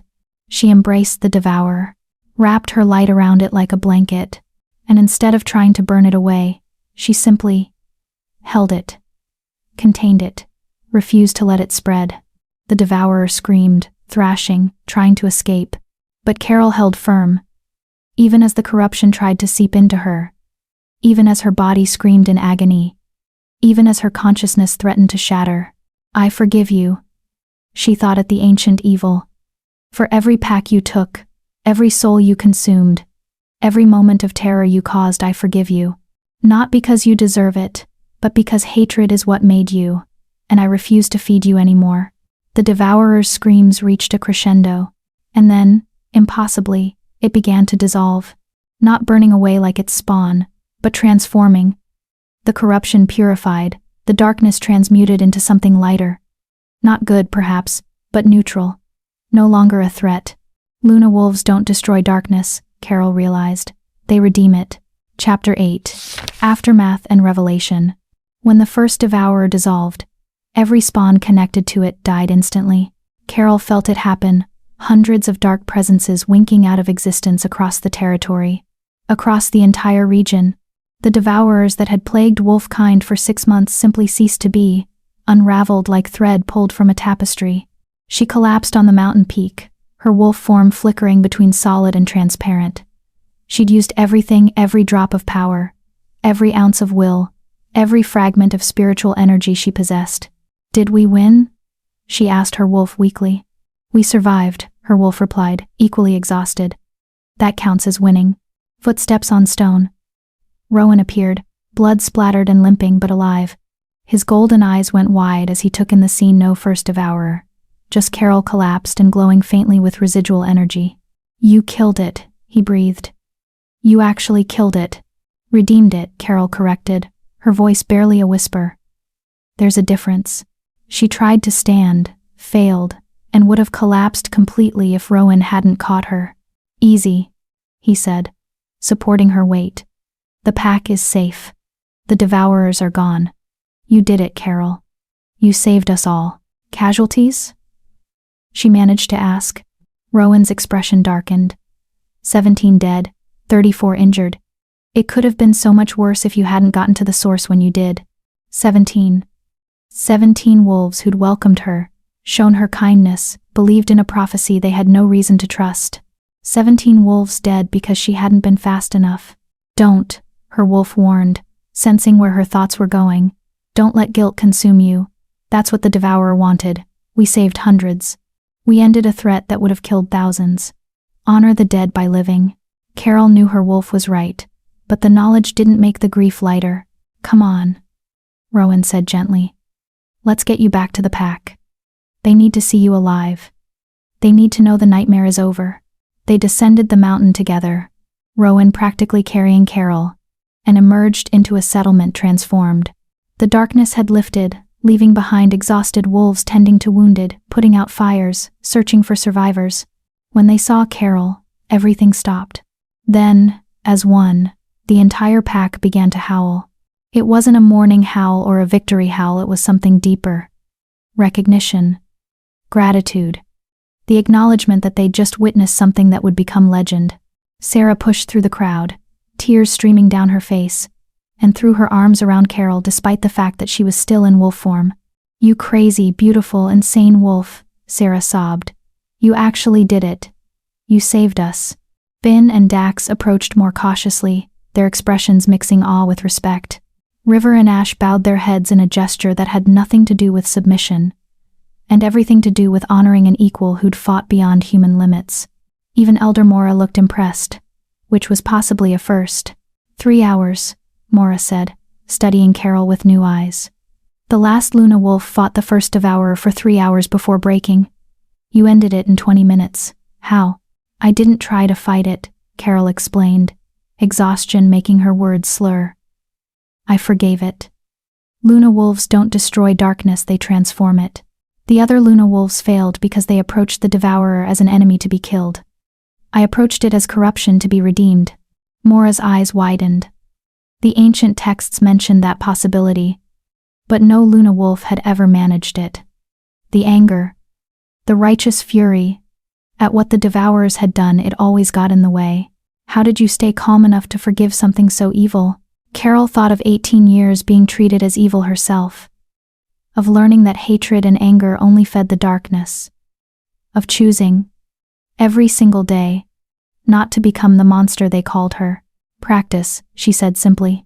They moved the injured to the healing halls, established a perimeter in case any residual threats remained, and began the grim work of honoring the dead. Carol wanted to help, but her body had other ideas. The moment Rowan guided her to her room, she collapsed onto the bed and didn't wake for 16 hours. When she finally did wake, it was to find Sarah asleep in a chair beside her bed, keeping watch. The girl stirred when Carol sat up, then immediately scrambled to her feet. "You're awake. How do you feel? Do you need anything? Food? Water?" Mora said not to let you overexert yourself for at least a week. "Sarah," Carol interrupted gently. "Breathe." Sarah laughed, then burst into tears again. "I thought you were going to die. When you ran up that mountain alone, I thought we'd never see you again." "I thought the same thing," Carol admitted. "But apparently I'm harder to kill than expected." "The whole pack is talking about you," Sarah said, wiping her eyes. "They're calling you the White Luna, the Devourer's Bane, the Second Coming. There are already 3 different songs being composed about the battle." Carol groaned. "That sounds exhausting." "You're a hero, Carol. Accept it." But as Carol stood and looked out her window at the pack members going about their recovery, she didn't feel like a hero. She felt like someone who'd done what needed doing because no one else could. The 17 funeral pyres visible on the far hill reinforced that feeling. Heroes saved everyone. She just saved most of them. Most is better than none, her wolf reminded her. And infinitely better than what would have happened if we'd done nothing. A knock at the door. Rowan entered, looking significantly more rested than when she'd last seen him. "The council wants to meet with you," he said. "When you're ready. No rush, they can wait another day if you need it." "I'm fine," Carol lied, then reconsidered. "Actually, I'm not fine. But I'm functional enough for a meeting." "What do they want?" "To formally thank you, to discuss what happens next. And," he hesitated, "to offer you something." "What?" "Come to the meeting," Rowan said. "It's better if they explain." The council chamber was smaller than the main hall, intimate and serious. 7 wolves sat around a circular table. Rowan, Mora, and 5 others Carol recognized as senior pack members. They all stood when she entered, which made her deeply uncomfortable. "Please sit," Elder Vex, the oldest male council member, said respectfully. "Luna Wolf, what you did—" "Carol," she interrupted. "Just Carol is fine." "Carol," Vex amended with a slight smile. "What you did saved not just our pack, but potentially every pack in the northern regions. The Devourers were accelerating their attacks. Within another month they would have taken hundreds more wolves. You ended that threat permanently. And we cannot let such a deed go unrecognized," another council member added. "The songs and titles are recognition enough," Carol said quickly. "I don't need. We want to offer you a permanent position in the Northern Pack," Rowan interrupted. "Not as a member, but as an equal leader, a second alpha, with full authority and decision-making power." Carol stared at him. "What?" "Luna wolves historically served as spiritual leaders and protectors," Mora explained. "They operated outside normal pack hierarchies. We're proposing a formal structure, you and Rowan as co-leaders. He handles traditional alpha duties. You handle threats that require Luna intervention." "That's," Carol struggled for words. "That's a huge responsibility. I'm barely 20. I've had my wolf for less than a month. And you've already done what 7 previous Luna wolves couldn't," Vex countered. "Age and experience matter less than character. You've proven yours beyond doubt." Carol looked around the table, searching for the catch, the hidden agenda. The moment when they'd reveal this was all conditional on her proving herself further. She found only sincerity. "What if I say no?" she asked quietly. "Then you're free to leave," Rowan said immediately. "This is an offer, Carol, not an obligation. You owe us nothing. If you want to travel, to find yourself, to live a normal life, you've earned that right 1,000 times over. A normal life, Carol thought. What would that even look like? She'd never had normal. Didn't know what it felt like to simply exist without crisis or purpose or destiny pressing down on her shoulders. Do you want normal? Her wolf asked. Or do you want this belonging, purpose, the ability to protect others from what we suffered? Carol thought of Syrah's tears, of the pack's unified howl, of Rowan's steady presence through everything. She thought of 17 pyres and hundreds of lives saved.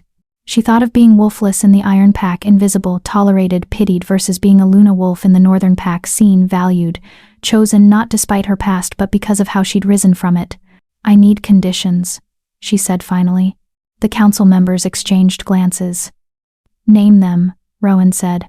First, I'm not a politician. I don't do pack politics or social maneuvering.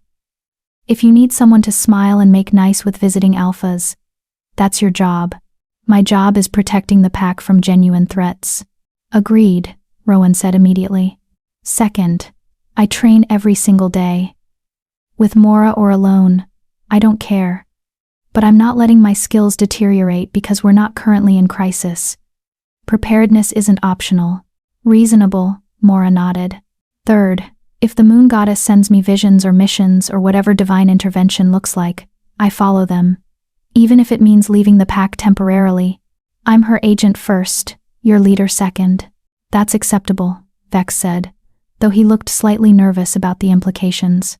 And finally, Carol took a breath. I want to go back to the Iron Pack. The room went silent. Why? Rowan asked carefully. Because Garrett framed me for a crime I didn't commit, and whatever really attacked him is still out there. Because 17 wolves died protecting me from devourers, and I need to make sure no other packs are vulnerable to similar threats. And because, she met Rowan's eyes, because my sister and my mother need to see what I've become. Need to understand that throwing me away was the biggest mistake they ever made. Not for revenge, I don't want to hurt them. But they need to know that the wolfless girl they tried to execute is now the Luna wolf who saved the North. They need to live with that. Rowan smiled a fierce, proud expression. When do we leave? We, Carol asked. You think I'm letting you walk back into that viper's nest alone? Besides, this will be an official diplomatic visit. The Northern Pack has business with the Iron Pack now that we know something attacked their heir, and they blamed an innocent girl for it. His smile took on a sharp edge. Time for Alpha Donovan to answer some very uncomfortable questions. Chapter 9. Return to the Iron Pack. They traveled south for 5 days. A delegation of 12 wolves that included Rowan, Carol, Mora, Syrah, and 8 warriors who looked more like an honor guard than protection detail. Because Carol didn't need protection anymore. The journey gave her time to think, to process everything that had happened in the month since her execution. A month. Just 30 days ago she'd been wolfless, powerless, standing on an executioner's block waiting to die. Now she was a Luna wolf who'd defeated the first devourer and been offered co-leadership of the most powerful pack in the North. The transformation felt surreal. Are you nervous? Her wolf asked, as the Iron Pack's territory came into view. Terrified, Carol admitted. What if seeing them breaks something in me? What if all the healing we've done shatters the moment my mother looks through me again? Then we'll heal again, her wolf replied firmly. We're not that scared girl anymore. We're returning on our terms, with wolves who value us at our back. They can't hurt us unless we let them. Carol hoped that was true. They crossed into Iron Pack territory at midday, and the border guards' reactions were almost comical shock, confusion, then barely concealed fear when they recognized Carol's white fur. Luna wolf. One guard breathed, dropping immediately to one knee. The Alpha didn't mention should we escort you to the pack house. That would be appreciated, Rowan said smoothly, his Alpha authority making it clear this was a formal visit, not a raid. As they traveled through familiar territory, Carol's enhanced senses picked up everything, the whispered conversations as wolves recognized her, the confusion and alarm spreading through the pack like wildfire, the hastily assembled defense forces that pretended they weren't defense forces. By the time they reached the pack house, Alpha Donovan was waiting with his full council, all of them trying to project strength, while their life forces screamed anxiety. Darius stood beside his brother, and his silver eyes went wide when he saw Carol. "Blessed moon," he whispered. The rumors were true. "Alpha Donovan," Rowan began formally. "I am Alpha Rowan Blackthorn of the Northern Territories. I come on official business regarding the wolf Carol Ashford, whom you attempted to execute 30 days ago." Donovan's jaw tightened. That was internal pack business. "That was an attempted execution of a Luna wolf," Rowan interrupted, his voice cold as winter. "Which, according to ancient law that supersedes pack sovereignty, is a crime punishable by the moon goddess herself. Your fortunate Carol is more merciful than divine law requires." The assembled Iron Pack wolves shifted nervously. Luna wolves were legend, and legends had weight. Carol stepped forward in her wolf form, letting them see her fully, the glowing white fur, the silver patterns that moved like living moonlight, the lunar mark hovering above her head. She spoke, her layered voice resonating with power that made several wolves flinch. "I didn't come for revenge," she said clearly. "I came for truth. 30 days ago, I was sentenced to death for allegedly attacking Garrett Donovan, but I didn't attack him. Someone or something else did, and I want to know what." All eyes turned to Garrett, who'd gone pale as death. I told you what happened," he stammered. "Carol attacked me, I barely survived." "Lie," Carol said flatly. Her Luna senses could feel deception like oil on water. "Try again. What really happened that night, Garrett?" "I don't have to answer to you," Garrett shot back, but his voice cracked. "Actually, you do." Mora stepped forward, leaning on her walking stick. "Luna wolves have the authority to compel truth in matters of corruption or dark magic. And whatever attacked you that night, it wasn't natural, was it?" Garrett's hands started shaking. "Tell them," Lissa said suddenly, her voice tight. She stood beside Garrett, but her expression was conflicted. "Moon goddess, Garrett, tell them the truth." I can't keep lying about this." "Lissa." Garrett started desperately.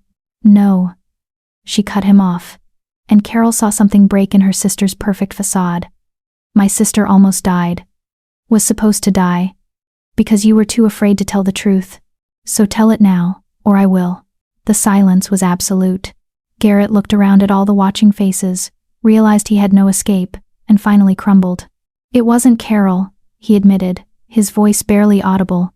"It was something else. Something with silver fur and wrong eyes, like they were glowing with sick light. It came out of nowhere, attacked me, tore into my chest. I thought I was going to die." He swallowed hard. Then it spoke. "Said if I told anyone what really happened, it would come back for Lissa. Kill her slowly. Make me watch.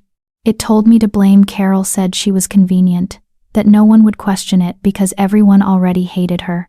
The words fell like stones into deep water. "So you let an innocent girl die to save yourself," Darius said, his voice trembling with rage. "To save Lissa," Garrett protested. "I love her. I couldn't let that thing hurt her." "So you sacrificed Carol instead," Rowan said coldly. "How noble." Carol felt the pack's energy shift. Shame. Horror. The dawning realization of what they'd almost done. What they'd been willing to do based on one lie and their own prejudices. "The creature you described," Mora said carefully. "Silver fur, wrong eyes, ability to speak.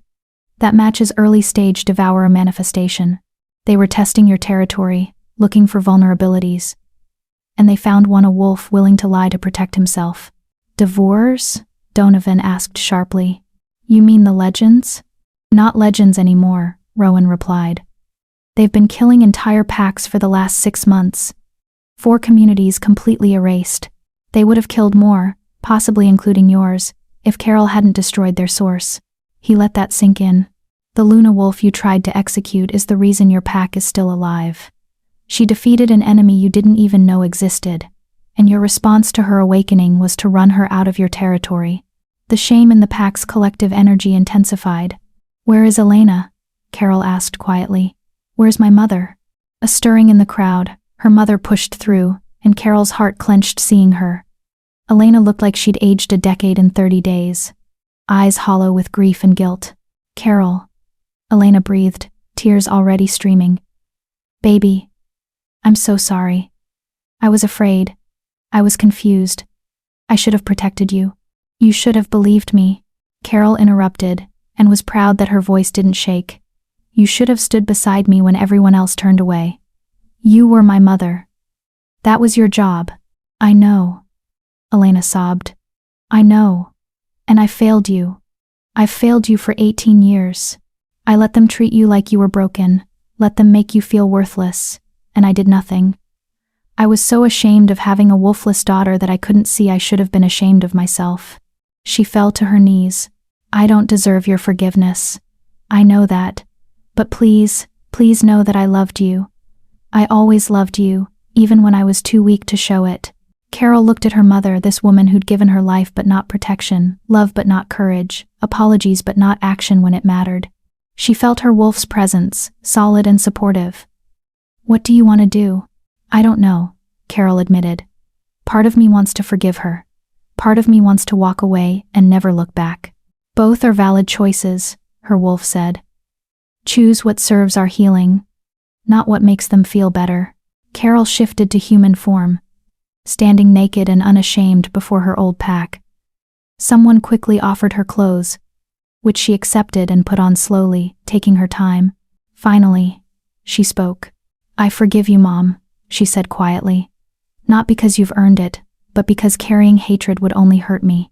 But forgiveness doesn't mean reconciliation. You had 18 years to be my mother.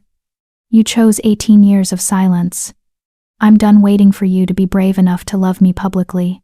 Elena's sobs intensified, but Carol felt nothing. No satisfaction, no pain, just a sense of completion. She turned to Lissa, who stood frozen, tears tracking down her perfect face.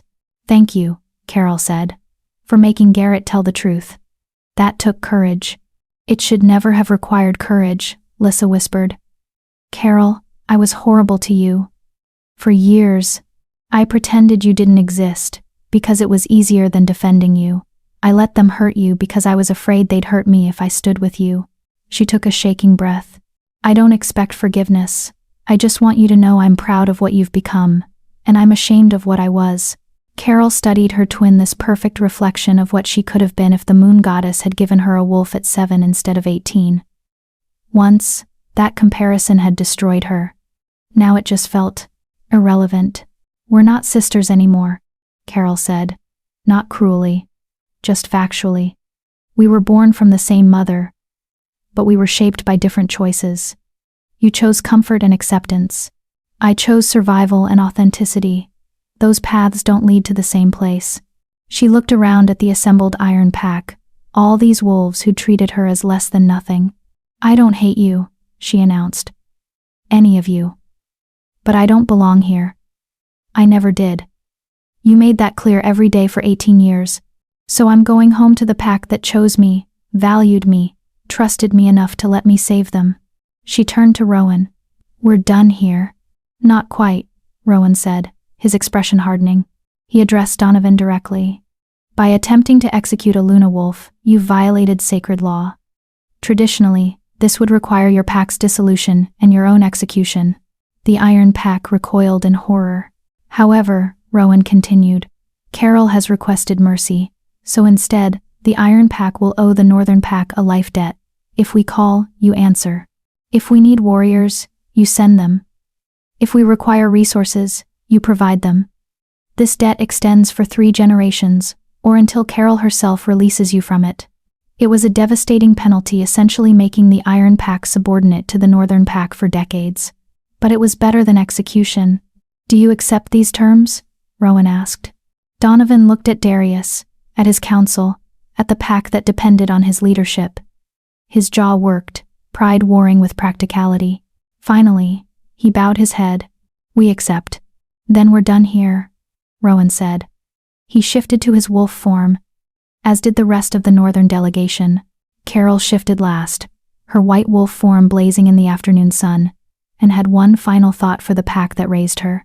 I hope you learn to be better.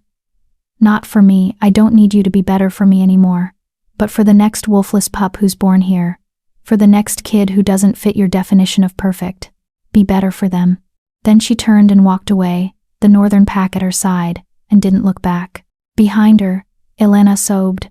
Lissa watched her sister disappear into the forest, tears streaming, and Garrett slumped against a wall, the weight of his lies finally crushing him. The Iron Pack had learned a terrible lesson that day. Sometimes the ones you throw away become the ones you need most. And by then, it's too late to ask them to stay. Chapter 10. Home.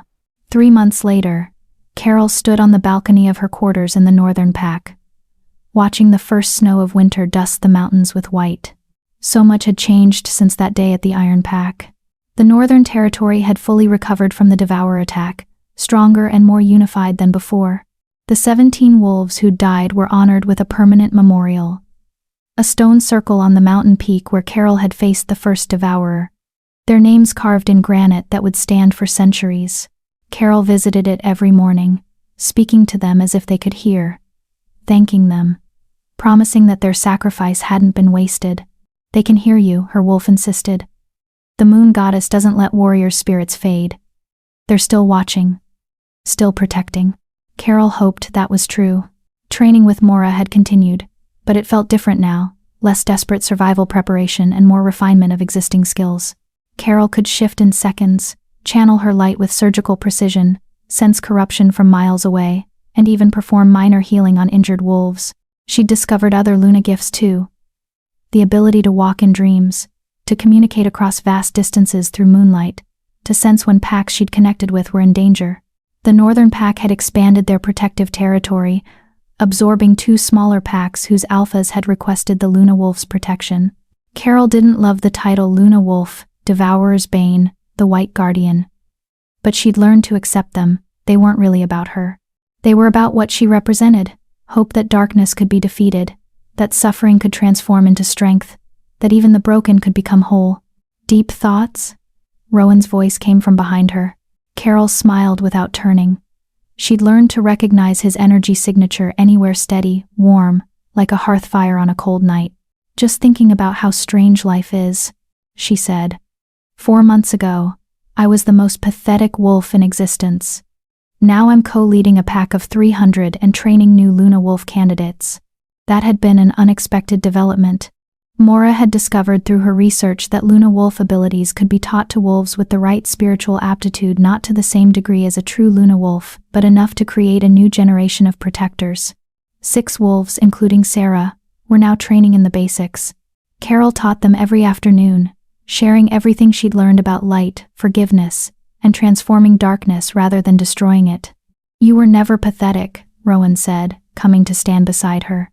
"You were exactly what you needed to be to become who you are." "Philosophical today," Carol teased. "I have my moments." He was quiet for a beat then. "There's news." A messenger arrived from the Western Territories. They've had reports of something stirring in the deep forests, not devourers, but something else, something old. They're requesting the Luna Wolf's assistance. Carol felt the familiar pull-duty purpose, the understanding that her job was never truly done. There would always be another threat, another darkness that needed light. Once, that knowledge would have felt like a burden. Now it felt like meaning. "When do we leave?" she asked. "We?" Rowan raised an eyebrow. "You think I'm going alone after last time? Besides, you said it yourself, we're partners in this. Co-leaders. That means we face threats together." Something shifted in Rowan's expression. A warmth that made Carol's pulse quicken in ways that had nothing to do with danger or duty. "There's something I need to tell you," he said carefully. "Something I've been holding back because the timing never felt right." Carol's heart hammered. "What?" "When the moon goddess showed me the vision 3 years ago, the prophecy about the Luna Wolf, she showed me something else. She showed me that the Luna Wolf would be my mate, that we'd lead together, fight together, build something together that would reshape wolfkind." The words hung in the cold air. "I didn't tell you because I didn't want to pressure you," Rowan continued quickly. "You'd been through so much manipulation, so many people telling you who you should be. I wanted you to choose me if you chose me at all because you wanted to, not because some prophecy said you should." Carol's mind raced. Mate bonds were sacred in wolf culture, chosen by the moon goddess herself. They were rare, powerful, and supposedly undeniable once both parties acknowledged them. She'd felt drawn to Rowan from the beginning: his steady presence, his unwavering support, the way he saw her rather than just her power. She'd assumed it was gratitude or friendship or simple attraction. But mate bond? Listen to your heart, her wolf urged. What do you feel when you're with him? Safe, Carol realized. Seen, valued, challenged, in good ways. Like she could be vulnerable without being weak, powerful without being feared, human without being insufficient. The prophecy said we'd be mates, Carol said slowly. But did it say we had to accept it? No, Rowan replied honestly. Prophecies show possibilities, not certainties. The moon goddess gives us choices, always. Then I choose, Carol said, turning to face him fully. Not because of prophecy or duty or what the moon goddess wants. I choose you because when the world was ending, you carried me. Because you saw past the broken girl to the warrior underneath. Because you've never once asked me to be anything other than exactly who I am. She took his hand, feeling the familiar spark of connection, not just physical but spiritual. The bond that had been there all along, waiting for them to acknowledge it. I choose you, Rowan Blackthorn. As partner, as alpha, as mate. If you'll have me. His response was to pull her close and kiss her gentle at first, then deeper. Urgent with months of restrained emotion finally released. Carol felt the mate bond snap into place like a lock finding its key, and suddenly his emotions were hers, and hers were his.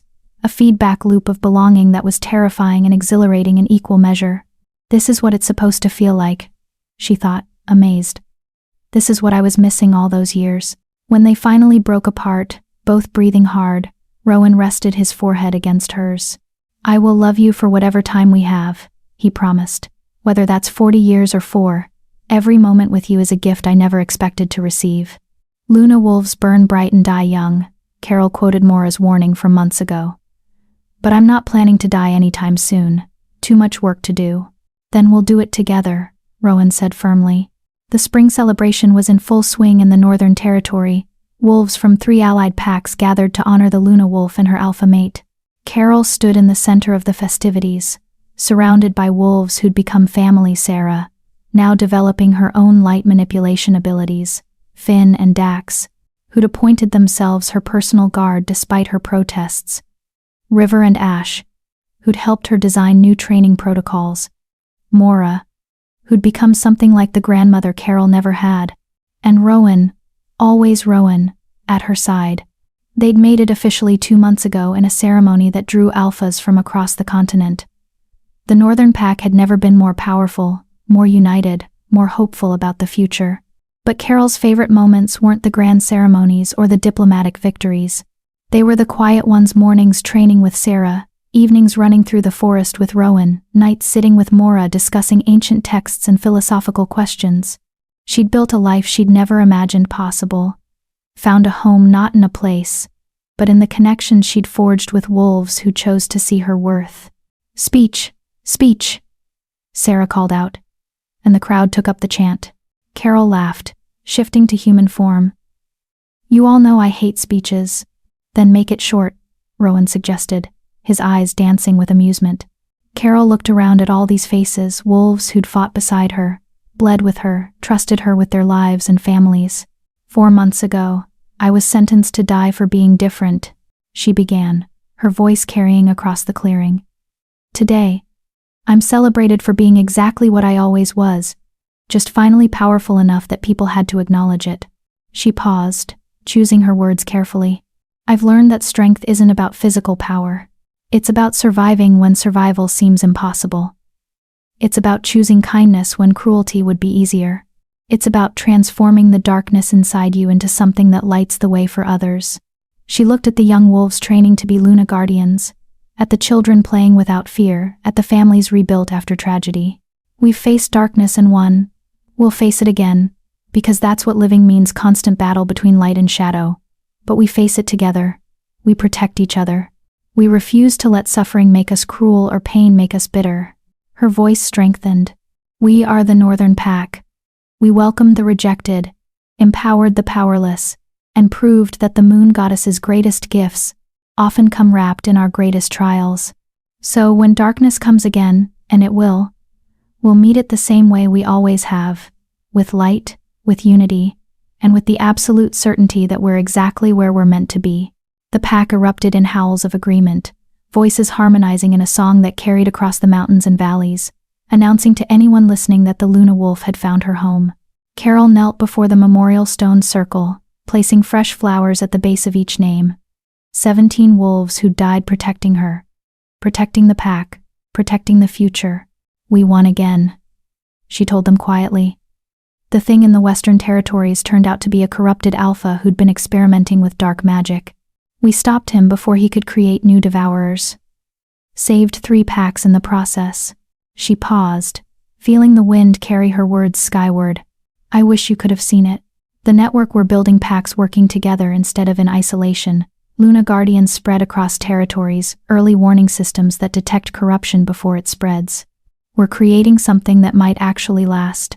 They can see, her wolf assured her. They know. And they're proud. Footsteps behind her. Rowan joined her at the memorial, slipping his hand into hers. Ready? He asked. Carol nodded, standing. They had another delegation arriving this afternoon, wolves from the Southern Territories, requesting training, requesting protection, requesting the hope that the Luna Wolf represented. She would give it to them, would keep giving it for as long as she drew breath. Because that's what Luna Wolves did. They took the darkness the world gave them and transformed it into light for others to navigate by. She'd been broken, rejected, nearly destroyed by the very wolves who should have protected her. But she'd survived.